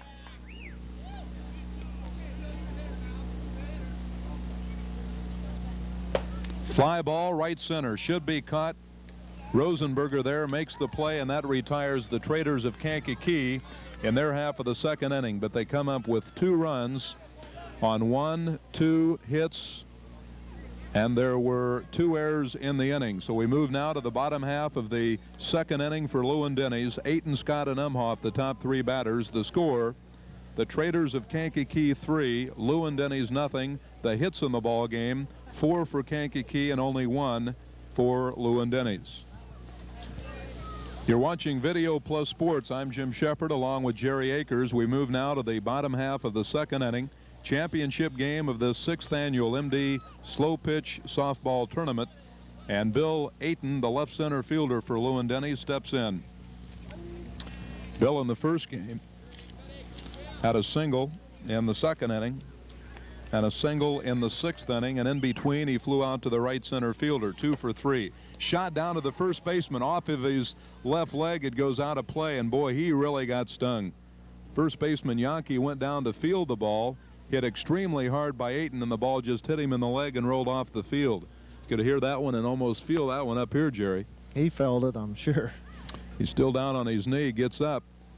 First base umpire Les Black checks him over to see if he's can stay into the ball game, but he really got stung by that ball. As we said again, now they only have 10 players, so he doesn't have a choice. He has got to stay in. He's got to play on sheer guts right now because, as we mentioned earlier in our broadcast, only 10 players are available right now for this Kankakee Ball Club. They've got to go with the people out there. Pain or no pain. Ball hit very sharply. So give a hit to Ayton. That'll bring up the second baseman for Lewin-Denny's, Mike Scott. Mike in the first game, 2 out of 3, scored twice, had a single and a triple. Rudy Umhoff waits on deck. Second inning, 3-0 the score in favor of the Traders of Kankakee. Line shot over the outstretched arms of the pitcher, Bubba Clark. Fielded in left center. They bring the ball back in. So a hit here for Mike Scott, the runner on first on the play. Bill Ayton moves down to second, and that's going to bring up Rudy Umhoff. And it looks like the Lewin-Denny bats, Jerry, are starting to come alive a little bit. They need it, and Mike is a very class player, and he's another new player for Lewin-Denny's that's improved their ball club immensely. Foul ball.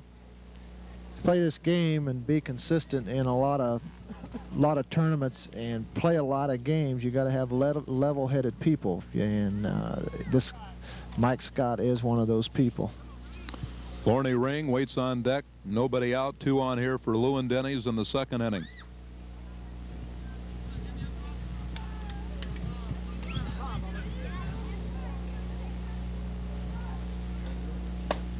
Another foul ball down the right field line, out of play. Now another rule that I didn't mention when we were talking about some of the rules, and that is A foul on the third strike is an out in slow pitch softball. Now, that's not an ASA rule, but it's used in most of these tournaments to help speed the game up, because there is batters that could stand there and foul off 25, 30 pitches, and that's one of the reasons the rule was put into effect.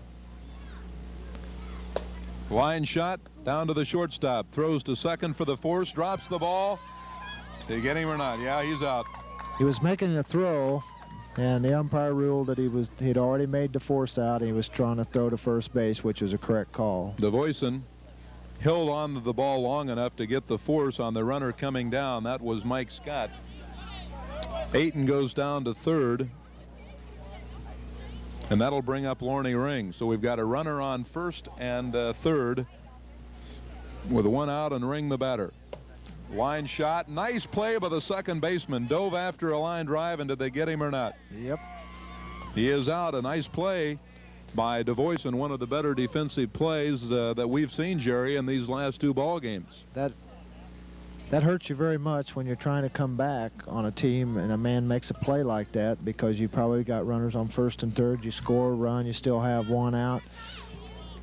So runners at first and third and two outs right now, and the batter is Ron Creech, the catcher. I believe we have a replacement. Correction. I believe. Yeah, they didn't tell me about that sub. Lowell Osterber, I believe. Lowell Osterber, you're right. Matter of fact, I checked with Ron before the ball game. I'll have to get after Ron. He said, any lineup changes? And he said no. Fly ball left center, should be caught, and it is, and that ends the inning here for Lewin-Denny's. No score. However, they did have 2 hits, and we've played 2 complete innings now in this championship ball game. And the score after 2 innings, the Traders of Kankakee 3, Lewin-Denny's nothing, and they'll send up Boudreaux, Barber, and Brown here in the 3rd inning. Fine line to define being involved from a 10 standpoint and being over-tensed. You've got to be obviously up for the game, but you know that you've seen many ball players who get up too much and they just simply cannot handle the plays. Nice play by the third baseman on that play. Hit down to the third baseman, Wrinkle, and Steve made a nice pickup on the ball, threw over to the first baseman, Burnett, and that's one away. That was Boudreaux. He's now 0 for 2 in the ball game. And that'll bring up Bruce Barber, their third baseman, grounded out to the shortstop the first time up, back in the 1st inning. What's very important now for Lewin-Denny's to play good defense. Good pickup by the shortstop, and the play over got him, and a nice play by the shortstop. Rudy Umhoff coming up with a excellent play, had to range over to his left, picked up the ball and threw nicely over to the first baseman, Burnett. And that's the 2nd out of the inning, and it's plays like that, Jerry, that'll get you stirred up and ready to play. And I think from an emotional standpoint, even though they're down 3-0, Lewin-Denny's looks like they're on the verge of really playing ball right now. That helps him, and he just kind of, I think Rudy heard me, and I think he helped me out on my prophecy there. Fly ball, right field, should be caught, and it is. Easy inning. Rosenberger. Easy inning, and that's what they needed. And now they need to score. A 1-2-3 inning here. Traders are retired, 3 up and 3 down. We now move to the bottom half of the 3rd inning. The score: Traders of Kankakee 3, Lewin-Denny's nothing. Again, Jerry, we might want to remind our viewers that we'll be having the trophy and awards presentation after our broadcast here. And what a great array of awards they give away for this tournament. Of course, the top 4 teams finishing up the tournament receive trophies.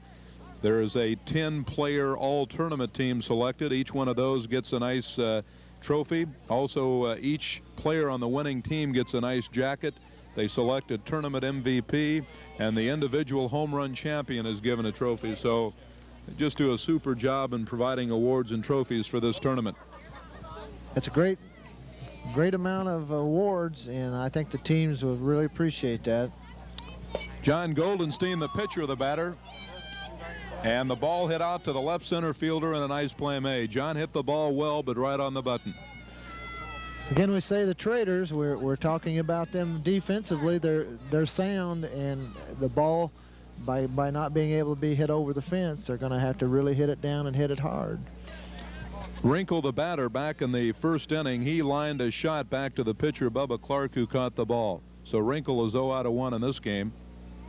There's another line shot, but this one gets through for a hit, picked up by the left fielder, and they bring it back in, and Wrinkle's on with a hit here to give Lewin-Denny's a base runner here in the third inning.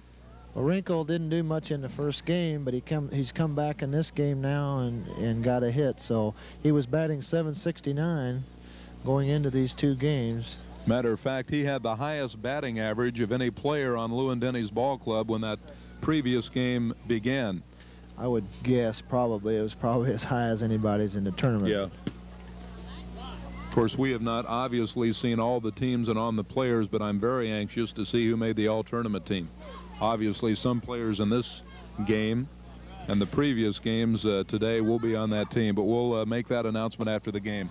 Fly ball, left field, and it is out of play down the left field line. Russell Rosenberger, the batter, had a base hit back in the first inning. As a matter of fact, he has one of their 3 hits in this ball game. Ayton and Scott have the other base hits. Correction, they now have 4 after Wrinkle's hit. Wrinkle on first base with 1 out. Rosenberger, the batter. We're in the bottom of the third inning in this championship ball game, and Traders of Kankakee lead it 3-0. Ball hit down to the shortstop, picked up nicely. They get the force at second, and the runner Rosenberger is safe at first base. So that's the second out in the inning. Wrinkle is forced at second after a nice pickup by the shortstop, Mike Boudreau, and that'll bring up Joe Fisher. Joe today is 2 out of 4. He was 2 for 3 with a pair of singles in the first game, and he flew out to the left fielder in his only plate appearance in this game. Fly ball down the line. It's fair. It's going to be picked up in the corner. Rosenberger rounds third. No, he stays up at third. Now they have a play at Fisher at second. The ball gets away on the throw at second, and Rosenberger comes in to score. And on the throw, Fisher takes third. So a little activity here in the Lewin-Denny's third inning, Jerry, and we're back to an exciting ball game. It's 3-1. That was a mental mistake by Bruce Barber, the third baseman. He doesn't make many mistakes, but he should never have thrown that ball to second base. He had no chance to get the runner, and he allowed a run to score and put a runner in scoring position, although there is 2 outs. A 2-base hit down the left field line for Joe Fisher. Advances to third after the third baseman overthrew the play at second. So there are 2 outs, a runner on third, and power man Burnett up. Hits the ball down to the second baseman, makes the play, the throw to first, he's safe, and Fisher comes in to score. 3-2 ball game right now. We're speaking again of the slight shift that they put on for Burnett, and that time he went against it, but he was trying to go up the middle. He put the ball in a good place. The second baseman fielded the ball, but wasn't able to throw him out, even though the field is very muddy. Bill Ayton, the left center fielder, steps in here for Lewin-Denny's. It's now 3-2 ball game. Fly ball right field. Holly is under it, and he's got it. And that retires the side, but not after Lewin-Denny has come back to make it a ball game after 3 innings of play. The score, Traders of Kankakee 3. They've got 4 hits in the ball game. Lewin-Denny's have 2 runs and 6 hits, and after 3, it's 3-2, the Traders of Kankakee over Lewin-Denny's. Mike Mitchell leads off the 4th inning here for Traders of Kankakee. It's a heck of a ball game, 3-2. The winner takes home the big trophy in this MD tournament, the 6th annual affair. Fly ball left field. Joe Fisher on the run, back in the corner, and he got it. Nice play by Joe Fisher. Mike Mitchell hit the ball well, but Joe Fisher on the run went over to his right, put up the glove, and hauled it in. Bob DeVoysa now steps in, their second baseman. He was safe on a throwing error by the pitcher, Goldenstein, back in the 2nd inning and came in to score one of their 2 runs that inning. Fly ball left field's going to drop in for a hit. Ball picked up by the left center fielder. He brings it back in. And Kankakee has now a runner on first with 1 out in the inning, and the batter is Rick Winselman, the left center fielder. I was just thinking, Bill Ayton, I thought he played for No Dogs Allowed. That's a team from Kankakee. It's funny because he's playing for Lewin-Denny's and he's playing against a team from Kankakee. Fly ball, left center field. Nice catch by the left center fielder. Brings the throw back in. Excellent play by Bill Ayton. Good ball player. Good ball player. He made a heck of a play on that. So now there are 2 outs in the inning, and that's going to bring up the Kankakee pitcher, Bubba Clark. He was safe on an error by the third baseman. Third baseman Wrinkle let the ball dribble between him back in the second inning, and Clark was safe on the play, so he, batting average-wise in this championship game, 0 out of 1. 2 outs and runner on first base. 3-2 ball game. Traders of Kankakee leading Lewin-Denny's. Scott, Umhoff, and Ring, the top 3 batters for Lewin-Denny's next inning. Rosenberger coming in on the grab, and that retires Kankakee in their half of the 4th inning. However, the totals in that inning, no runs on a hit. We now move to the bottom half of the 4th inning in this championship ball game. Again, Scott, Umhoff, and Ring, the hitters for Lewin-Denny's, and the score after 3.5. Traders of Kankakee 3, Lewin-Denny's 2. Lewin-Denny's got good defense that time. There was a couple balls well hit. One, the fly ball that Fisher caught back in the corner in left field was a fly ball, but the ball that Rosenberger just caught was a hard hit ball.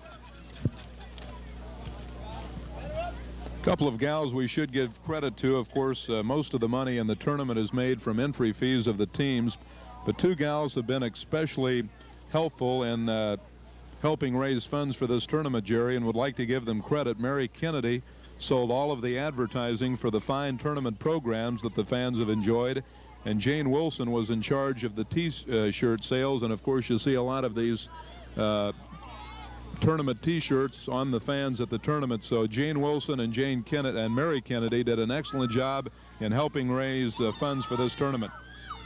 The batter, Mike Scott, flies out to right field, to the right center fielder, and that's going to bring up Rudy Umhoff. Lewin-Denny's down by a run. We're in the bottom half of the 4th inning, and this championship ball game, Jerry's turned out to be a most exciting one, and we're not over yet. This is a good one. I think there's a long way to go, and I think you'll see a lot of action yet before this one's over. There's a swing. High fly down the left field line. It's going to be out of play. That's the Left first time fielder I've Dave seen. Simon went over there. That's the first time I've seen Rudy hit the ball up in the air. Usually he hits the ball on a line, and that's the way he's been getting his base hit. So let's see if he comes back with a nice line drive. Rudy so far in the ball game hit into a force out back in the 2nd inning. And in the first ball game, let's double check the scorebook and see how Rudy did. Yeah, 3 for 3, couple of doubles, and also a single. Scored 1 run in that opening game this afternoon. Next pitch, illegal pitch. Ball hit back to the pitcher, Clark. He throws to the first baseman, Now we and discussed, he's out anyway. discussed the illegal pitch earlier now. The ball's over 12-foot arc, or if it doesn't have the minimum arc, if the batter hits the ball, whatever happens, happens. So in the scorebook, we'll still score that 1 to 3 right. pitcher to That's the right. first baseman. The only thing is, if he does not swing at it, enters the strike zone, it would not be a strike. The batter is Lorne Ring, the right fielder. Hit the ball back to the second baseman. First time up. There's another shot to the second baseman. Takes a bad hop over his shoulder. We're going to have to give him a hit. Ring hit the ball very well, and there's no way you can credit the second baseman down there for Kankakee DeVoyson with an error on that one. Ring hit it very well, and it took a bad hop to boot. When you hit the ball hard, strange things happen, and the fielders have less time to react when it's hit hard. Osterberg, Lowell Osterberg, the batter now for Lewin-Denny's. Substitution for Ron Creech. Got a kid, Ron. Ron's getting too old to play too. Maybe that's 2 in a row that soon. Ball hit down the right field line. No play made on the ball. John Goldenstein, the pitcher, will be the next batter up there. We're in the bottom half of the 4th inning. Traders of Kankakee have the lead in the ball game 3-2. 2 outs and a runner on first here for Lewin-Denny's. This is the final game of the tournament. I think they'd like to get a hit here out of Lowell Osterberg. That would let John Goldstein bat. Back to the pitcher. Ball rolls behind him. The second baseman comes in, bobbles the ball, and everybody is going to be safe. And an opportune now because you've got Goldenstein, the pitcher, and he can hit the ball too. He's a 10th batter, and even if he makes an out, he got the top of the order batting leading off the next inning. So I think they feel real good about that. And also it was a ball that could have been an out, and they still got a chance to score off of it, and they're only down 1 run. Isn't that right? I believe. Right. Bubba Clark has certainly seen a lot of action. Balls hit back to him today, Jerry. There's a line shot. Shortstop makes a nice play, and they get the force at second on a close play. Good call. So that retires the side. And in the Lewin-Denny's fourth inning, no runs on a pair of hits. We now move to the top half of the fifth inning of this championship ball game. And the score, Traders of Kankakee 3, Lewin-Denny's 2. Batter is Janke, their first baseman, as we move to the top half of the fifth inning right now. A 3-2 ball game. Traders of Kankakee leading. I think that, again, we got to re-emphasize again. I don't mean to keep repeating Lee Feldman's name, but Lee's the man who originally started this. In the first couple of years that Lee run this, he spent hours, and I know that for a fact, that he was up all night long, and there was only 3 or 4 people that really put this thing on. Osterberg coming in from his right center field position to make the play. Janke is retired, and of course Lee, Jerry, being a good friend of both of ours, he kind of shuns away from any kind of recognition. That's just the guy he is, a super fella. And as a matter of fact, I was kidding him at some of our pre-broadcast meetings when we got together with the cable TV people, and I said, Lee, and I was being serious at the time, I said, let's do an interview with you. And he turns about 16 shades of red and crawls under the table and doesn't want to have any recognition, but Lee has done an excellent job. Ball hit out to the right fielder. He gobbles it in. That's the second out of the inning. He's a silent man, but he's very effective. He's a very professional person. He gets the job done, and when you're dealing with something like this, that's exactly, there's a lot of work to be done, and give it to Lee, and you don't have to worry about it any longer.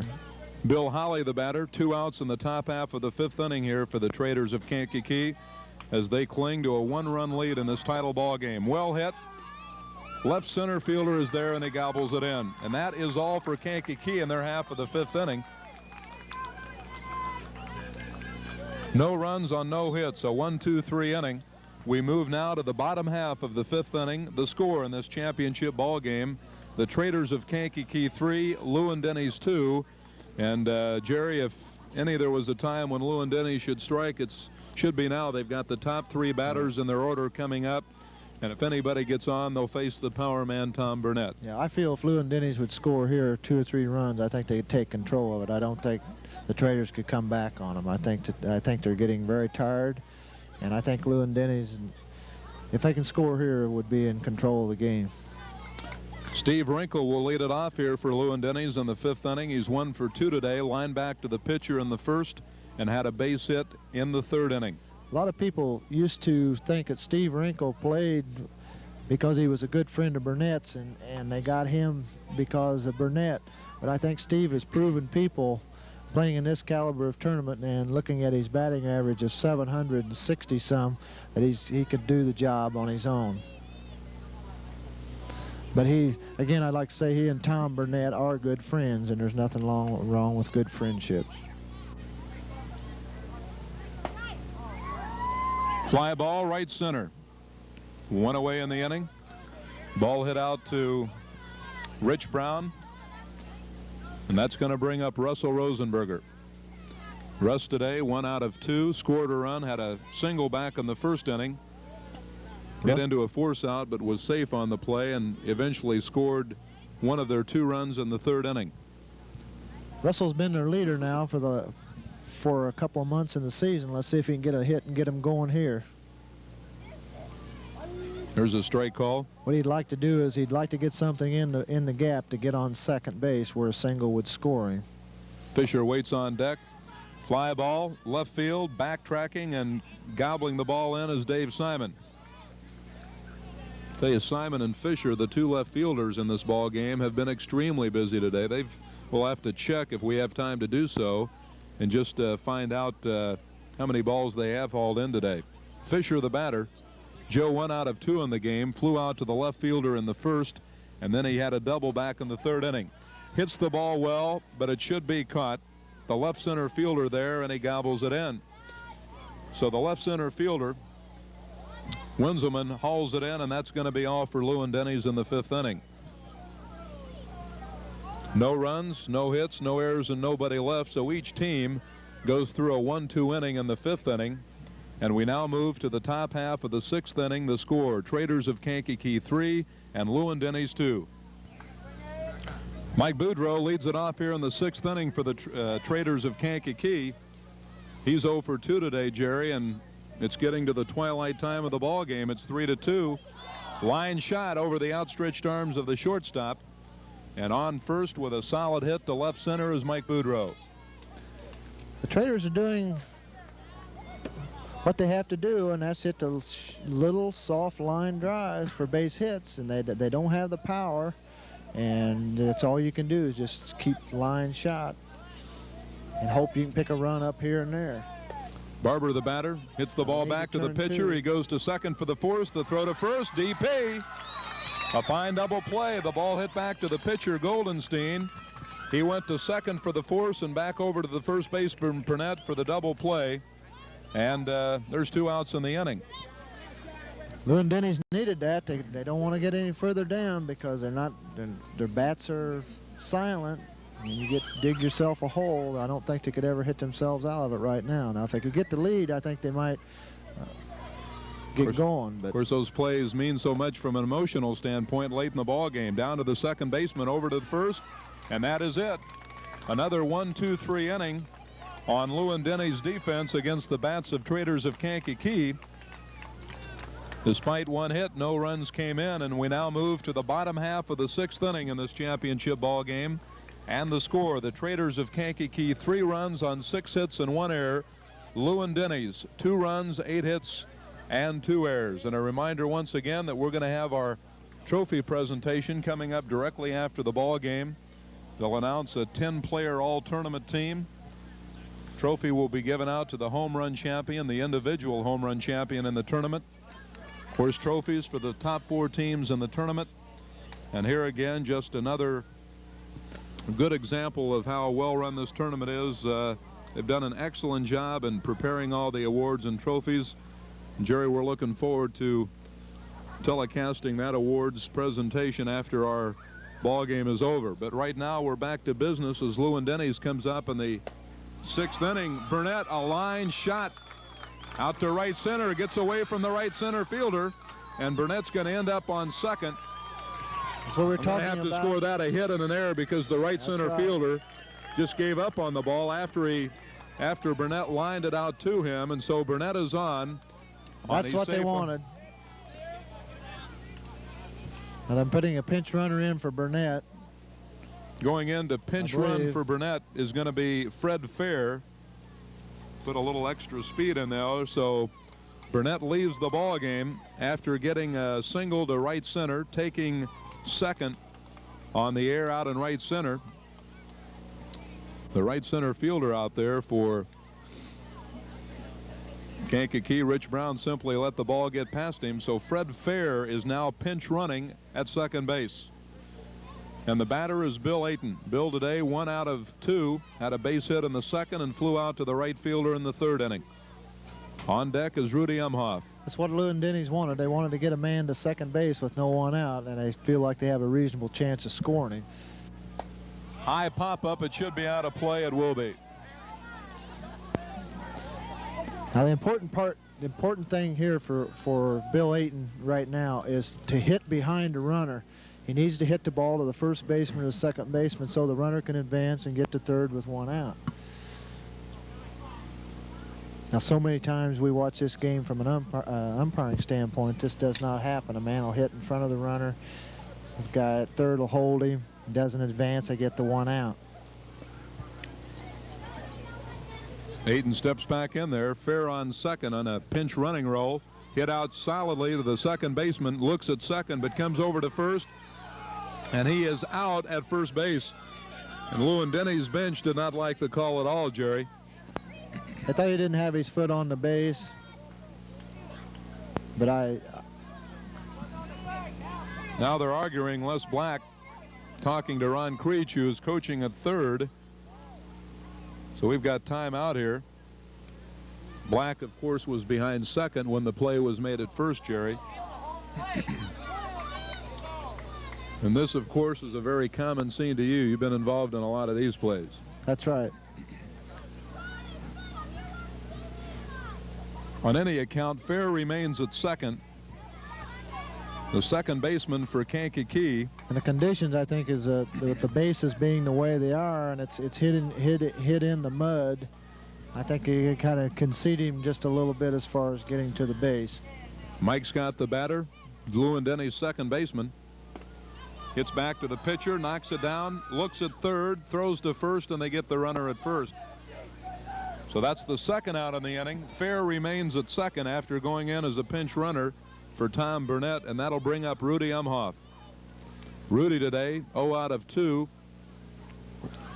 Hit into a force out and then bounced back to the pitcher in the 4th inning. So Rudy is overdue in this game. A runner at second, 2 outs, and Lewin-Denny's down by a run here in the bottom of the 6th inning. I really feel when Aiden hit the ball to the second baseman that the runner at second should have tried to go to third and forced him to throw him out at third. Ball hit out to the left fielder. The left center fielder comes over, however, and makes the catch. Making the play on it was Rick Winselman. And so, in the Lewin-Denny's 6th inning, no runs on 1 hit. The single by Burnett, and the pinch runner Burnett is stranded at second as the inning comes to an end. We now move to the top half of the 7th inning, and the score, the Traders of Kankakee 3 and Lewin-Denny's 2. Before we get all involved in the wrap-up of this game and our trophy presentation, I want to make sure that I tell you on the air that I've enjoyed working with you. It's been a lot of fun, and hopefully we can do it in the future. This has been an experience for me, Jim, and I appreciate your help, and you relax me very much to carry the load, and it's been an honor for me to do it, and I hope sometime in the future we get to do it again. Just remember one thing, a good color man carries a play-by-play man. I haven't carried you. I'm not sure of that. Top half of the 7th inning, Mike Mitchell steps in. Mike today, 1 for 2, had a base hit and scored a run back in the 2nd inning. Also seen something you had down on notes a while ago about Terry and George Drollinger's scorekeeping all the games at Prairie. 1 out. Mike Mitchell bounces out to the 3rd baseman, and that'll bring up DeVoyson. And I need to say something about these people. George umpires is an umpire, and they also keep score. I believe she keeps score like 3 nights a week in Urbana in the league. So a lot of people in town know these people now. And George keeps score for the championship league on Thursday night in Urbana, and also for on the Friday night league. So many people do, as we mentioned earlier, so much work that in a lot of cases goes unrecognized, and it's people like that that really make tournaments like this a success. That's because it takes so many people to do a job well. Ball hit out to the shortstop. Good play, throw over. He got him, 2 outs in the inning. Good play by the Lewin-Denny shortstop, Umhoff, and that'll bring up now Rick Winselman, who was 0 for 2 in the ball game. Tom Burnett made another good play on that. The ball was down a little, and he's showing that he's becoming a good first baseman. I was not convinced that he was that good a defensive first baseman, but he showed me today that he can pick the ball out of the dirt. The batter is Winselman, the left center fielder, 0 out of 2 in the ball game. Lewin-Denny will send up Ring, Osterber, and Goldenstein. Out to the 2nd baseman, bobbles it, picks it back up, and the runner is going to be safe at first. 2nd baseman Mike Scott made a good play on the ball, but you know, with the ball I'm sure quite dirty and maybe a little bit slippery still, Jerry, certainly understandable why we haven't seen more solid defensive plays. I think we should give credit to all the defensive plays made today, because under the conditions everybody has played extremely well, I thought. They've done a good job. They've done a good job. Bubba Clark, the pitcher, the batter, 2 outs and a runner on first base for Kankakee. Lewin-Denny's, as we mentioned a moment ago, will send up Ring, Osterber, and Goldenstein in their half of the 7th inning. They've got to get out of this inning and then score at least 1 to keep this title game alive. Ball hit back to through the box, and did they get him at second? Yes, and a great play by the 2nd baseman. Mike Scott, reacting very well after the ball was hit through the box, through the pitcher, came over and picked it up behind the bag, knew he could not flip the ball, dove for the bag, and he got the force out on the runner coming down. That was Winselman, and Bubba Clark, of course, hit in to the play, so that retires the Kankakee team in their half of the 7th inning. No runs, on no hits, and it's down to the final half inning. The score after 6.5 innings in this championship ball game: Traders of Kankakee 3, Lewin-Denny's 2, and the question is now, can they get at least one run in? What do you think of the three men coming up? You've seen these guys play before. They've got the chances. They've got experience, and that helps. I think they'll keep their head, and I think they know it's point of no return, and we'll just see if they keep the ball down. Now, I would hate to see him walk up there and hit 3 fly balls. I would hope that they hit the ball down on the ground, because at least at that time the fielder must throw you out. A fly ball, the fielder just has to catch the ball. Fly ball, right field, it should be caught. Holly moves in a couple of steps and hauls it in. I don't think he wanted to do that. I think he would like to hit the ball down. Lorne Ring, the first batter, flies out to the right fielder, Bill Holly. It's now down to 2 outs, and Lowell Osterber, the batter. So far today, Lowell has flown out to the left center fielder, and he had a base hit back in the 4th inning. Goldenstein waits on deck. 1 out in the bottom half of the 7th inning for Lewin-Denny's. Pop-up, weakly hit. First baseman Yankee is there, and he grabs it in. And you know that's not where Osterber wanted to hit the ball. No. Unassisted pop-up to the first baseman. Yankee, I thought for a moment, might not get back there quick enough. Tim, not the quickest fielder in the world, but he did backpedal nicely and haul in for the 2nd out, and it's up now to the pitcher, Goldenstein. Junker, he's not fast, but he's got ball sense, and that makes up for a lot of it. He knows he kind of plays where what he can handle with his size and his speed.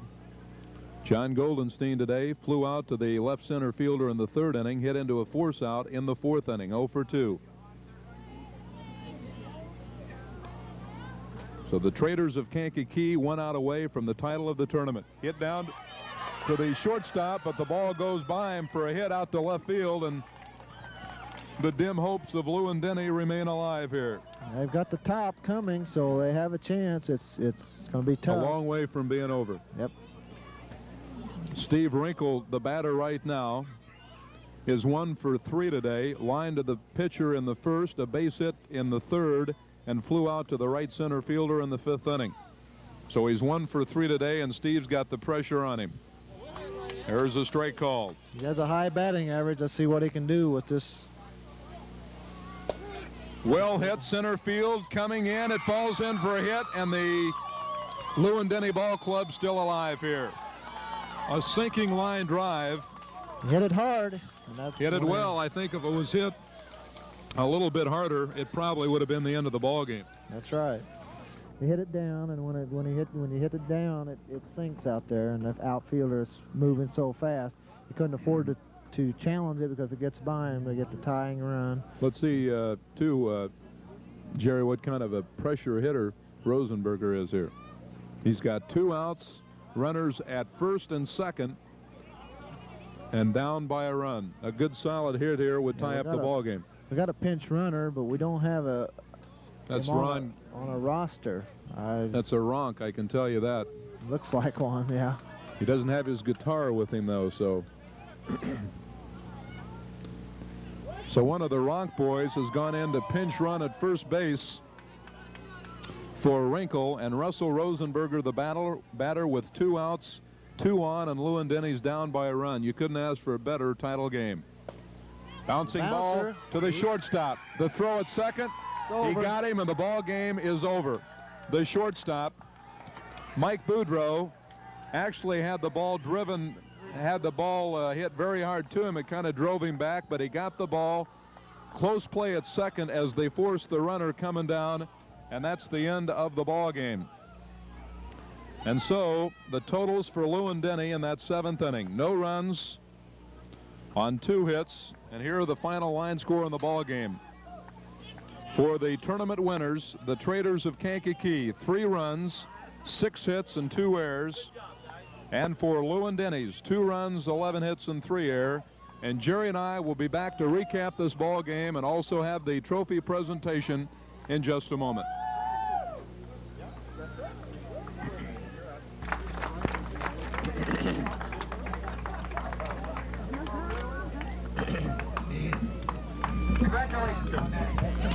Right now, the presentation of the trophies. Of course, Lewin-Denny's just out there, Jerry, and certainly nothing to be ashamed of when you start out with a 64-team tournament and you lose and come up second in the tournament. Obviously disappointing because you're close yet so far away, but they're happy. Lewin-Denny's played very well and nothing to be ashamed of. They're happy with that. I'm sure once you got into the championship, needing to be beaten twice, I think they thought they could win it and have it wrapped up, and that may have been their downfall right there. I think they took them too lightly, and so the Traders was able to play a game. They had nothing to lose and kept playing and playing and playing, and here they are. They're taking the hardware. I don't know if you remember this, but earlier in the day when we were, of course, very concerned about the weather, and we were walking up the sidewalk here, and we happened to be introduced to the manager of the Kankakee Ball Club, Bubba Clark.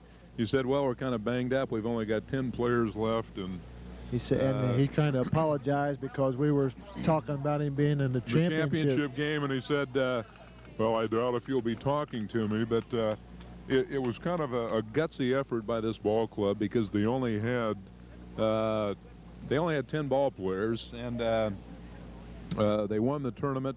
And here again, I think a case, Jerry, of a ball club that maybe doesn't play that well during the regular season, but comes back and gets keyed up. Obviously, you've got to have a little luck involved in the tournament because it's very difficult on you. There's a lot of stress, but they come back to win it, and certainly a tribute to this Kankakee team. It was fun. I enjoyed working with the game. Again, the championship of this 6th annual MD tournament went to Traders of Kankakee. The tournament's most valuable player, Roger Biles of the Chiefs. I'm Jim Shepard. This good-looking guy is Jerry Akers. We've enjoyed doing the games with you. Have a pleasant weekend. And again, our congratulations to the JCs for a most successful 1980 MD tournament.